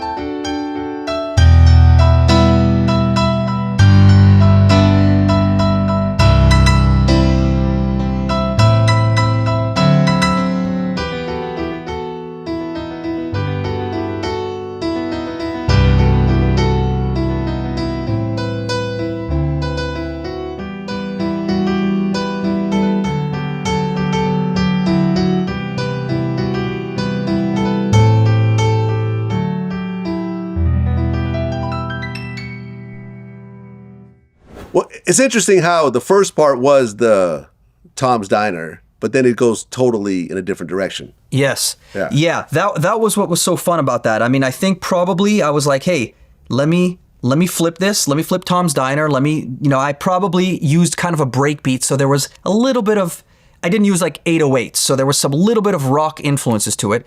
If I'm being honest with you, I don't even know if I was thinking Fall Out Boy. I didn't even know they were working with like outside producers like that. We were probably just making a pop track with a hook. I was with my, two songwriters that I really like, Justin Tranter, one of the great songwriters right now, and Raja, and like he came up with the concept of Centuries. For all I know, we were probably gonna maybe even pitch it to somebody like Rihanna, but it got in the hands, the track, basically the beat and the hook, which is how we were shopping a lot of beats back then. Like, let's make sure there's a hook on it. Got into the hands of their manager, and they loved it. And they basically recorded it. They wrote their own verses. And then this was one of those times where they, in their own studio, they recorded like real guitars and real drums. So I had this fun task of like, I was taking my program drums and all my stuff and blending real instruments to it. And it became what it became. And yeah, that one is like one of those ones I didn't really feel, just like I was telling you some big Southern rap records that I had, which I didn't really know were like that big, like Plies Becky and things like that. Because I was never really a big rock person, I think like I was like, man, I wish I was hearing the song on the radio more, but it ended up getting in a lot of sports things. It was like a real sports anthem, and it really did, amazing. And maybe on the rock charts, maybe it wasn't number one, but I was only listening for rap and pop. And so I'm like, man, I remember telling the record company at the time, I was like, can we do a remix where I do more urban? How do I get this to be a pop thing. And the guy was like, man, you made a rock song. Just be happy you made a rock song. In retrospect, yeah, I'm very happy with that because other rock bands like, Panic at the Disco and Weezer, I probably ended up working with them from that song. But yeah, again, lucky to be a part of that song and wasn't even intending for it to open up, doors where now I was seeing, hey, this guy can also do rock. Well, after that, you started working on the second season of the TV show Empire. Yeah. I mean, it's interesting how you first went to school for film scoring and then way later you actually worked on TV shows and so forth.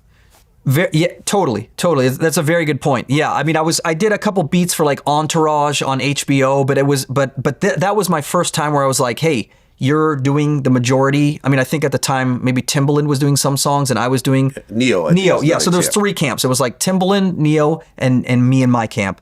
And yeah, I mean, listen, it was a really cool experience because in that show, it wasn't exactly film scoring, where you're doing the dramatic kind of stuff like that. You're making songs for the characters. Yeah, they're actually performing. Right. So, for example, like Powerful with Jussie Smollett and Alicia Keys. Yeah. So exactly. Was Jussie wearing the MAGA hat and the noose around his neck when he did the song? He was not. He was with a Subway sandwich in his hand, or did that come later? Man, that was so crazy. I think no. So they were recording a lot of that stuff in Chicago, I think, where they were filming. So we were, we were writing the stuff, in my studio in LA, and then yeah, they would film it on location. And one thing that I kind of enjoyed about that show is like the TV world and the music world are very different. Music world, you could send somebody a song, they could sit on it for a year, not put it out, not pay you, not this or that. The TV world is working in these like time constrictions. Hey, we need a song for Jesse to sing about so-and-so. It's got to be a ballad. They'll give you the parameters. And because of my kind of like OCD, just ability to be very organized, I was able to thrive in that atmosphere because I would be given a brief. Hey, the characters have to write a song about this, or the girl group on the show has to do this. The song has to be about this subject. You can't say this, you can't say that. And we would create these songs very, very, very quickly. Send it there. Now, Powerful was one of those ones where it kind of like went even further than some of the other songs because they got Alicia Keys on it, and it was maybe one of the better songs that I did. But there was a lot of stuff where we'd be like, hey, you have 48 hours, you guys, we need 3 songs from you. This character needs this song, the girl group needs this, Jesse needs this. And we'd send it off, they'd record it immediately, and it would come out super quick turnarounds. Was it my favorite show? Wasn't really like, I wasn't just like glued to the screen watching the show, but I was very like happy that, I was making music for a show that was, it's a pretty hot show while it was on until what you pointed out, until all that drama. Yeah. I mean, that pretty much ended the whole show. After that happened, that was pretty much, man, I bet all the cast and crew they're more mad than I am that like, He just got pardoned though. I think he like won his appeal and did he something. Really? Yeah. It's kind of wild. Is that one of those ones where it was just like O.J. Simpson, everybody knew he was guilty? Like I interviewed the 2 Nigerian brothers that he paid to beat him up. So it's verified. So it was verified. 2 dark-skinned Nigerian dudes pretending that he said were 2 white guys with MAGA hats, So you believe beyond a reasonable doubt? No, he absolutely lied about everything. And honestly, I remember I talked to them about it, during the interview. Because at first I was like, well, if this really happened, this is really bad. Like, this gay guy gets attacked and, and they try to put a noose around his neck and that sounds horrible. And then they released the camera footage, the police that showed up with the body cam footage, and they went to his apartment and he still has the noose around his neck when they showed up. What? I said, okay, I'm done. I don't believe none of this crap. This is ridiculous. This is the stupidest thing I've ever seen. That's so bad. It's the stupidest thing I've ever seen. And that kind of stuff sets it back for actual victims, where now somebody has to question, did that really happen? Did that really happen? Yeah. Yeah, not a good look. Well, around that time, you started working with Gwen Stefani? Yeah, that's right. And you actually gave her first #1 album? Because you produced most of that album, right? I produced most of that album. Again, right place, right time. My boy, Justin Tranter, who I did Centuries with, he was like, he probably had a conversation with her, on the, hey, I want to write songs, and he brought me in. It was supposed to be just one session. It was a really interesting time in her career too. I think she was like getting a divorce from, and she was with the guy she's with now, Blake Shelton. Yeah.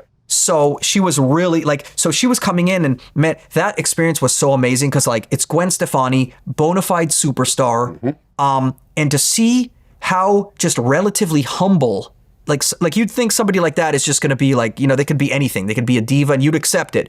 But she came in, solo, and she was really feeling a lot of emotions because she was in that era, and she wanted to tell that story on that song and that album, and that was one of those times where it's lucky for me, just with my piano training and understanding different genres, where she was able to say, hey, JR, I want to do a song that has these kind of chords, or I forget what refs she gave me, but I was able to absorb it and kind of, she saw like, hey, I could really like tell my whole story with this team. And so what one session turned into producing the majority of the album.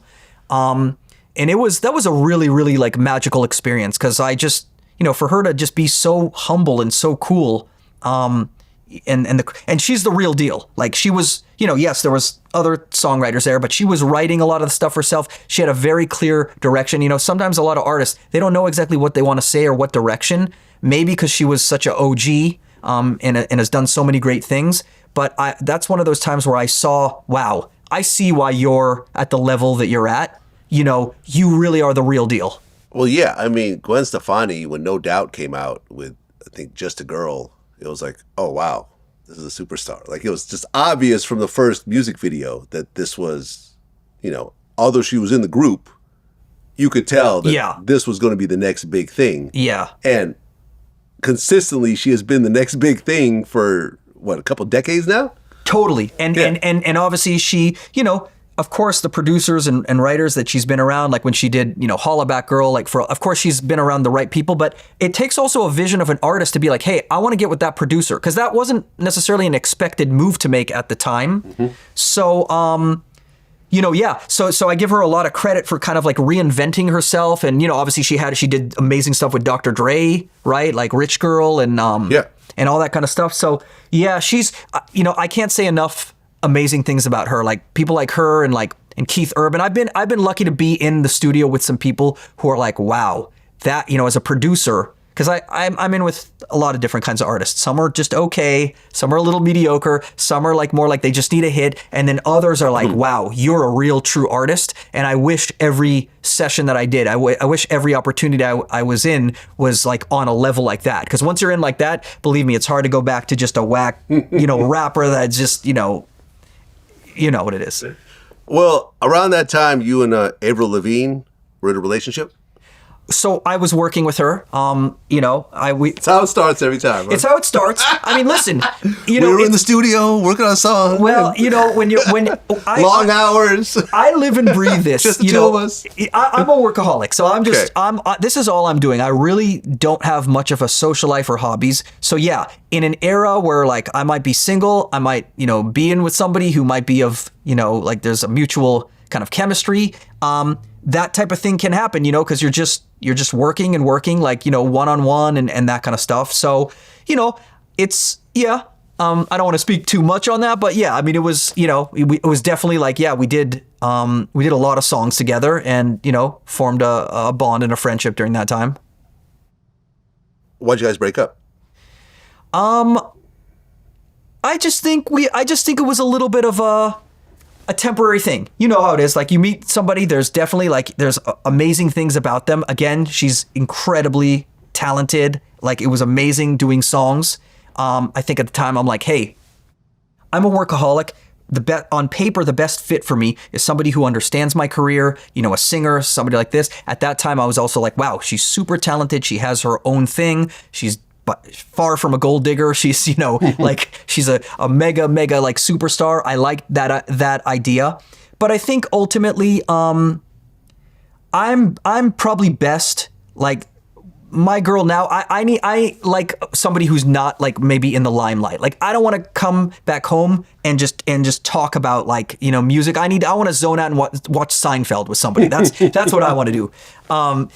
So I think I was probably just not cut out for somebody who's like really like in the industry limelight for a long-term kind of thing. I mean, it was cool. It was, it was chill, but it kind of ran its course.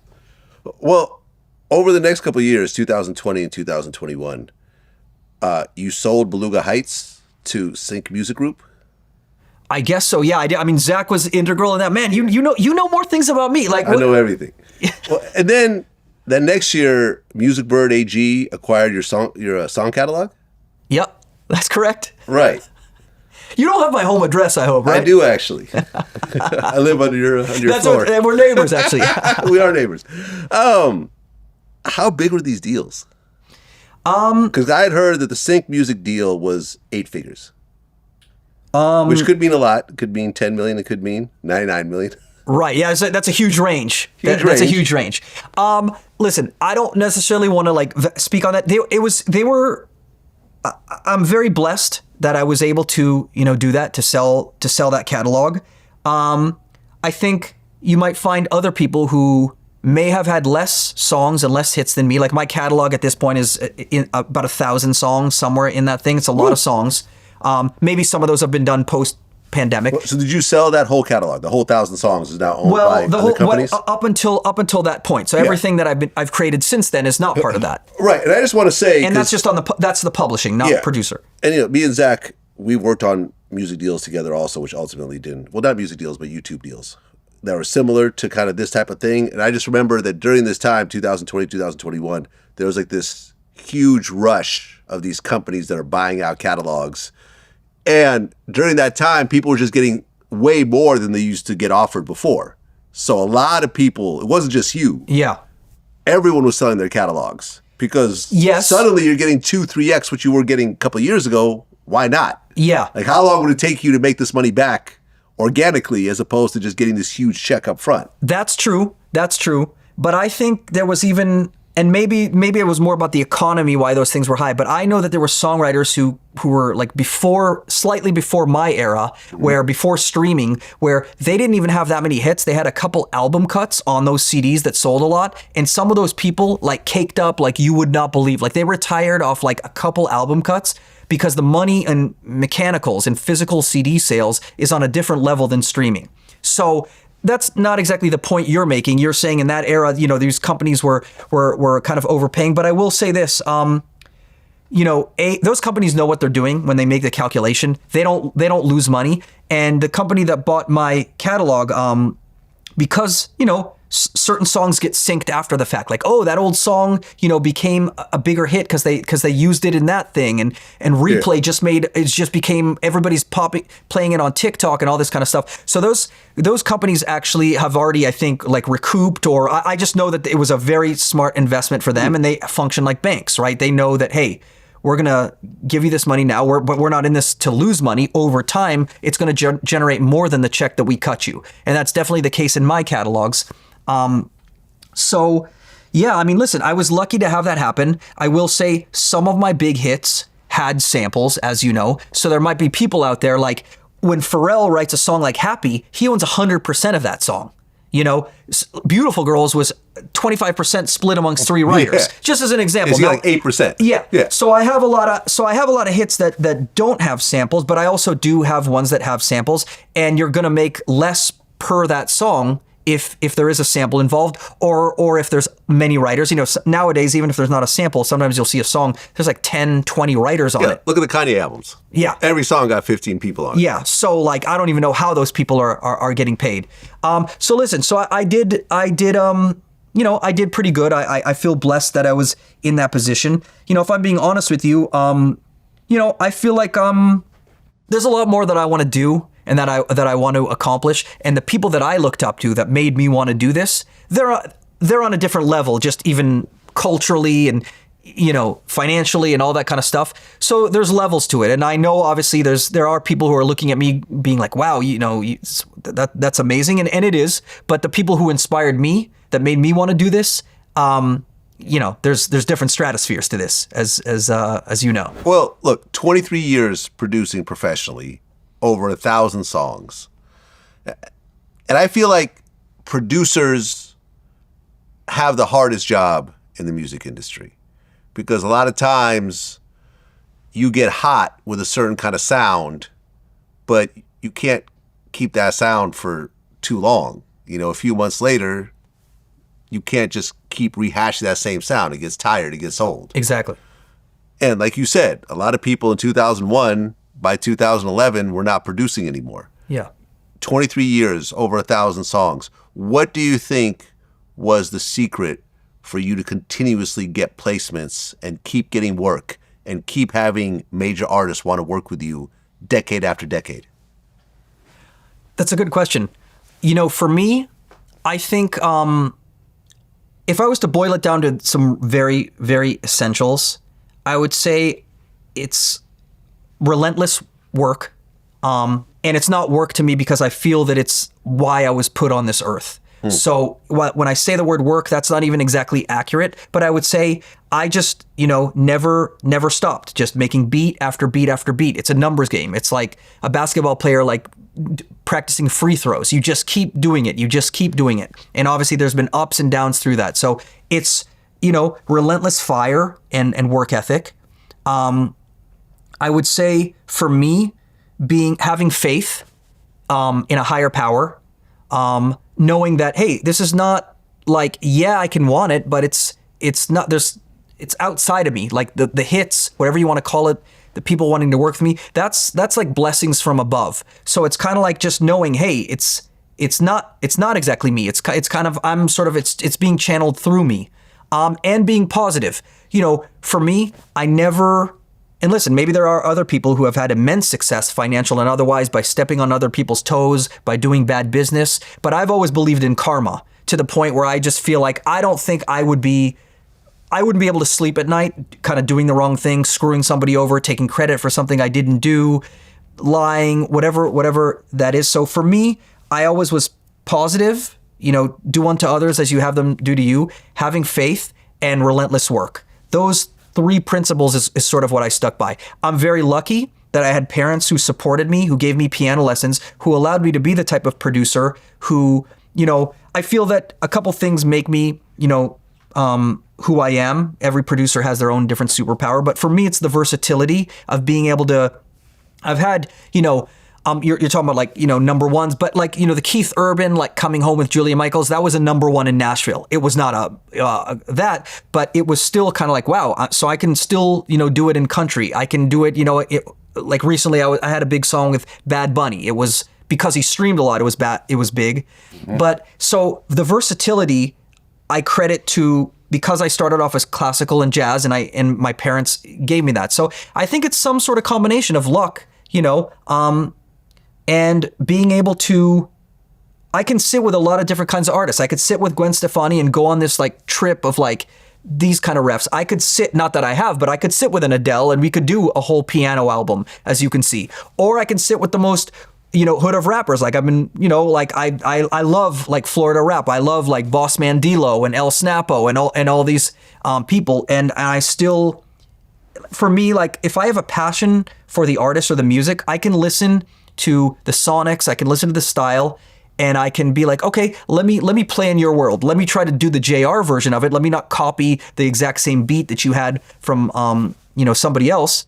But that is sort of like why I think another reason, it's a long way of answering, like why can you get in with all these different artists over such a long period of time? Because I think when you understand the basics, the fundamentals of music, like classical and jazz, you can start being like, I never wanted to be the flavor of the moment. I never wanted to be defined by, oh, that's that J.R. Rotem snare. It sounds outdated now. Yeah. Maybe the snares that I was using in 2007 do sound outdated now, but I made sure to update and listen to new stuff and try to reinvent myself sonically. And sometimes I've fallen into ruts. I've had periods where I'm like, hey, my shit is sounding stale right now. I got to like up my game. I got to listen to new things. But I think that fire is still in me. For whatever reason, I still wake up wanting to make music that will like touch the world, globally. I don't know why I have that, desire still. I don't know. There's a lot of times where, I've had like times in the music industry where I'm like, man, I wish I could do something or I was passionate about something else, but I haven't found that, for whatever reason. So I'm still, whether I have like a good month or a bad month, a good year or a bad year, I'm still showing up, putting my best foot forward, seeing what the universe is going to put in front of me. Last two questions. Out of all the artists you've worked with in the studio, in terms of rappers, who do you think was the most talented rapper you've actually been in the studio with? Game. I can see that. Game is like, listen, maybe this is gonna be people are gonna be like, dude, who the fuck is J.R. Rotem? What does he know about anything? You know, to me, like, Game is doper than Kendrick to me. If you want to talk about West Coast rap, his lyrical ability and some of my favorite songs that I've done in my career, they weren't hits, but if you go back to The Doctor's Advocate and LAX Files, and you know, I had a bunch of, you know, amazing songs with Game, and man, like, he was one of my favorite rappers of all time. He has that he's incredibly lyrical. B, I don't know about you, you know, what kind of flows you like. He's satisfying. You know, like Biggie. Biggie had these satisfying flows. It's just, there's something about it. It's not like overly complicated. He's very lyrical. Game always had that to me, where he's super lyrical. He did a freestyle on like LA Leakers, one of those things where he was rapping on when he first came out, and he did his Joe Budden's diss or whatever that was, that 100 bars and running over the 187 beat. One of my favorite freestyles of all time. So I could go on and on, but in my opinion, I don't think Game gets the credit that he deserves, like lyrically, and just like, you know, just in general. I mean, he's in my top rappers of all time, and it's not just because I work with him, but I personally found myself most inspired when I was in the studio with him, and then when I heard like the stuff he was doing over my beats. I mean, that was like, I don't listen to any of my music. I really don't like to. I don't go back and listen to it ever. The only things I might listen to every now and then is some of the stuff I did with Game. Yeah, and I've told him this just directly. Just like, I just think he's so dope. Like you know, listen, I guess maybe it's arrogant or presumptuous to say who's the best rapper. You could just say who's your favorite rapper. And for me, Game, you know, from the moment like I heard his stuff, and I was there when, like, you know, he's first working on Dr. Dre's like album, and I just remember he also had this like crazy star power. I mean, I just think, you know, who knows, you might know like yeah, no, listen, like my first video project was with Game.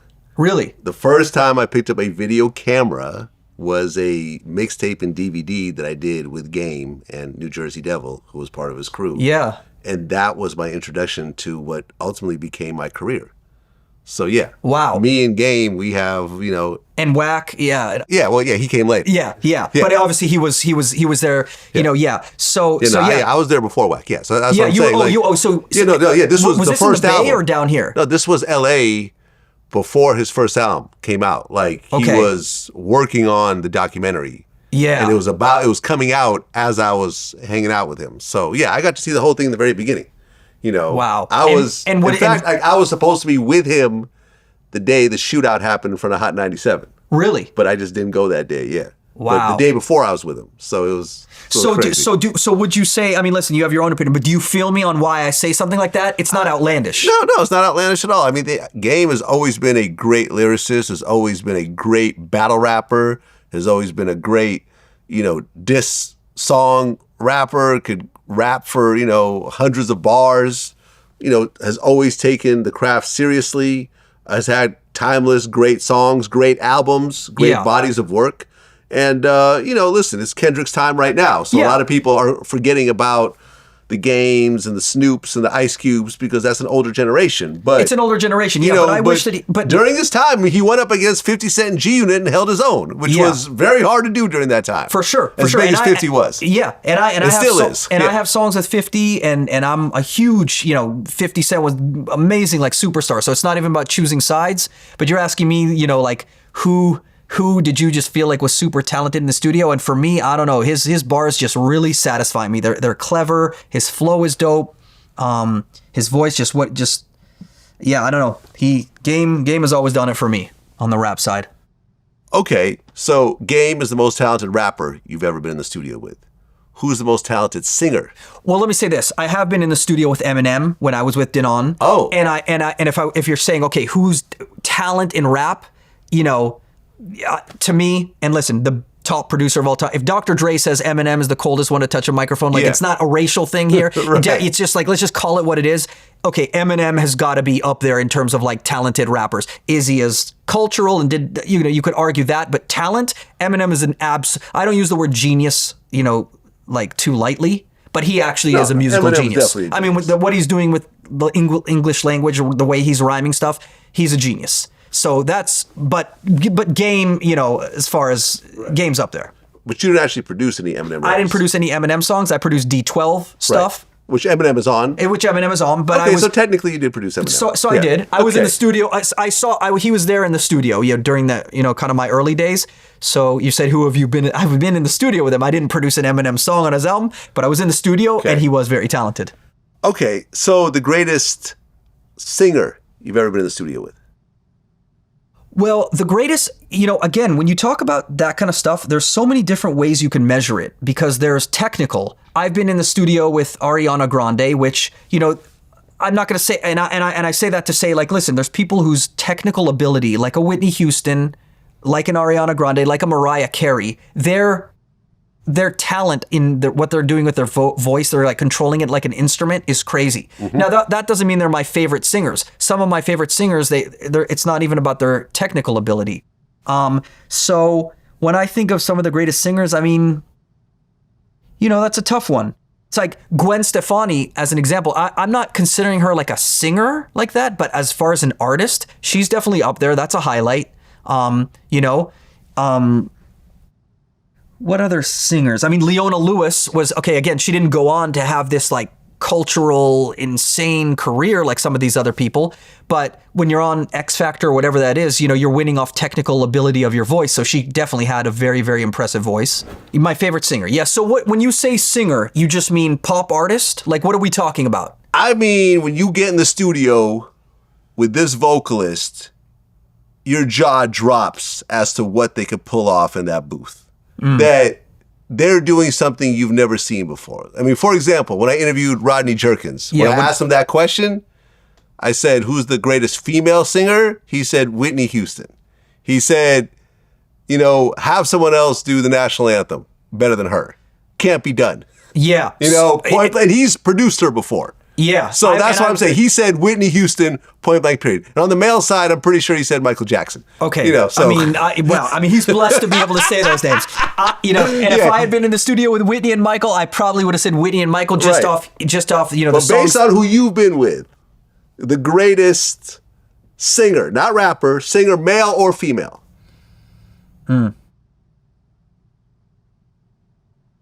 That's a really good question, because no, I can't think of like people that I've been in the studio with that they're what made them shine, apart from like, I hate to, like, Ariana Grande is a name that pops in mind, because if you want to talk about technical singers, like the singers like the Whitney Houstons, they don't really fully, who is even in the game right now? Adele has a crazy voice like that. Yeah. I haven't been in the studio with Adele. I would love to. But if you remove that, Beyonce. Okay, then you know what? Then can I say Beyonce since that was my first placement? Were you in the studio with her? Come on, Vlad. That's what I'm saying. You got to be in the studio. Can't we just say who I did? No, Why can't we say who I've been in? No. You got to actually be in the studio, because you know what I'm saying? It's one thing. Right. I feel you. Listen, it's one thing to send someone a beat and they send back a completed song. Okay. It's something else to actually be in the studio and actually craft that music together. Well, then for me, look, if I was going off technical ability, then I'd have to say Ariana, because I've been in the studio with her. Having said that, the creation process, the artistry, the songs, whatever it is, like Gwen Stefani, comes to mind. And again, not because she's known as somebody, you don't speak about Gwen necessarily as like, oh, it's Mariah Carey and it's Whitney and it's Gwen. No, she's something different. But she is a vocalist, and she's dope, and it's her style, it's her swag, it's what she's saying, it's how she's saying it. It's not so much, like Miles, just to bring it back to jazz, Vlad, because jazz. Wynton Marsalis, maybe Louis Armstrong. There's a bunch of people I could tell you, trumpet players who had insane chops. They were amazing. Miles Davis didn't play necessarily as fast as them, but he's one of the dopest. It's not even so much because of all the notes he played, it's because of what he didn't play. It's the space. Yeah. It's Thelonious Monk. He's not Oscar Peterson. Oscar Peterson is like, whoa. Thelonious Monk was like innovative in the way that he was playing stuff. And I mostly gravitate to things, I guess vocalists and artists like that, where it's not so much about their, technical ability. Twista. Nobody can rap faster than Twista. Do you like Twista songs more than you like? I don't know who your favorite rappers are, but do you like Twista more than you like Nas? Twista can rap faster. He's technically, so you see the point I'm making. Yeah, I see what you're saying. Yeah, so I wish I had a better answer for you. I also think I wish I'd been in the studio with Michael Jackson and Whitney Houston. Yeah. I didn't have that. Yeah, I mean, sometimes you just get everything like a Michael Jackson or a Whitney. Someone who's got insane vocal ability and also has a style like an Aretha Franklin, and someone who's just so distinctive but also has the vocal range. Exactly. That really is just a total package. And they have the look, and they could dance, and, Yeah. It comes around once in a generation. Totally. I remember, Tony Yayo was a regular on my show, and he would always say something, in a lot of interviews, he said, like, things are not passed out evenly. There's only one 50 Cent, there's only one Eminem. I saw that. There's only one Dr. Dre. You could be in the crew with these guys, but there's only one superstar in that crew. And someone like a Tony Yayo recognized that early. He wasn't trying to compete with 50. Right. He was happy with his position because he knew that 50 was a superstar. Yeah. And look, decades later, 50 is still doing some of the biggest tours, period, in the world. Yep. You see what I'm saying? Because he has that superstar quality. He's got the catalog, and he continues to do it on a big level, maybe not in music, but in movies and TV and so forth. So yeah, man, I mean, it's one of those things. It's lightning in a bottle. You can't really predict it, but when it happens, everyone really sees it, and it's obvious. 100%. Yeah. 100%. That's true. Well, Jonathan Rotem, man, I'm glad we finally got to do this. Like I said, we've met, my God, over 20 years ago. Wow. Yeah, when I was just a broke DJ and you were just a starting off producer, and we're both just trying to make it in this hip hop thing as white Jewish kids, not quite sure what direction this will take us. Yeah. You stayed, on the same path. I kind of had to maneuver and find a different path that was somewhat related, but a little bit different. Yeah. But ultimately, man, it was great to link up with you after all these years. We now live close to each other. Definitely. And, we got to hang out a little bit and really talk about doing this. And, man, I'm just super happy for your success, man. Thank you, bro. I feel the same way. I'm very impressed with what you've created. The lane that you've created, like carved out for yourself, is incredible. And yeah, man, let's hang out more. It's a blessing. Thank you for having me on your show. I really appreciate it. I'm a huge fan of your show. I watch almost all the interviews you do, from the music people to the mafiosos to every walks of life. I think you bring out something. You bring out like unique sides of people, and that's a talent within itself. So keep doing what you're doing. Thank you. Shout out to Mariciahu, because I think that was the person I interviewed that made you call me. Yeah. I mean, I've seen a lot of stuff, but yeah, when I saw that, I don't know why I texted you from that, but yeah. Yeah, a lot of prominent Jewish people actually hit me after that interview. I didn't realize how big of a following he actually had. Yeah. You know what I'm saying? I mean, I was a fan, but you never know, like, who's actually, like, during our interview, he told me the NBA YoungBoy was a huge fan, to the point of him actually going down to Utah and recording with him. That's one of those things, like, why? It's unexpected. Yeah, I mean, it's unexpected, but it's also expected, because it's not like he's not talented and doesn't have big songs. And, Yep, true. It's just one of those things, man. Well, congrats on your success, man. I feel like, in production, it's not like being in front of the camera. It's not like being on stage. You could continue to be great and be big years after your 20s, years after your 30s. Because I remember I talked about this, I remember on Twitter one day. I said that if you look at musical artists, you almost never see someone reach their musical peak after 40 years old. Mm-hmm. Every so often. Like George Clinton did Atomic Dog at 41. Right. Maybe Jelly Roll now he's on the older side to break as an artist. I don't think he's Roll, past 40, but he's older. That's old for an artist to break. Right. Yeah. Right. But in general, people's greatest run is during their 20s and 30s. Yep. Usually their 20s. Yeah.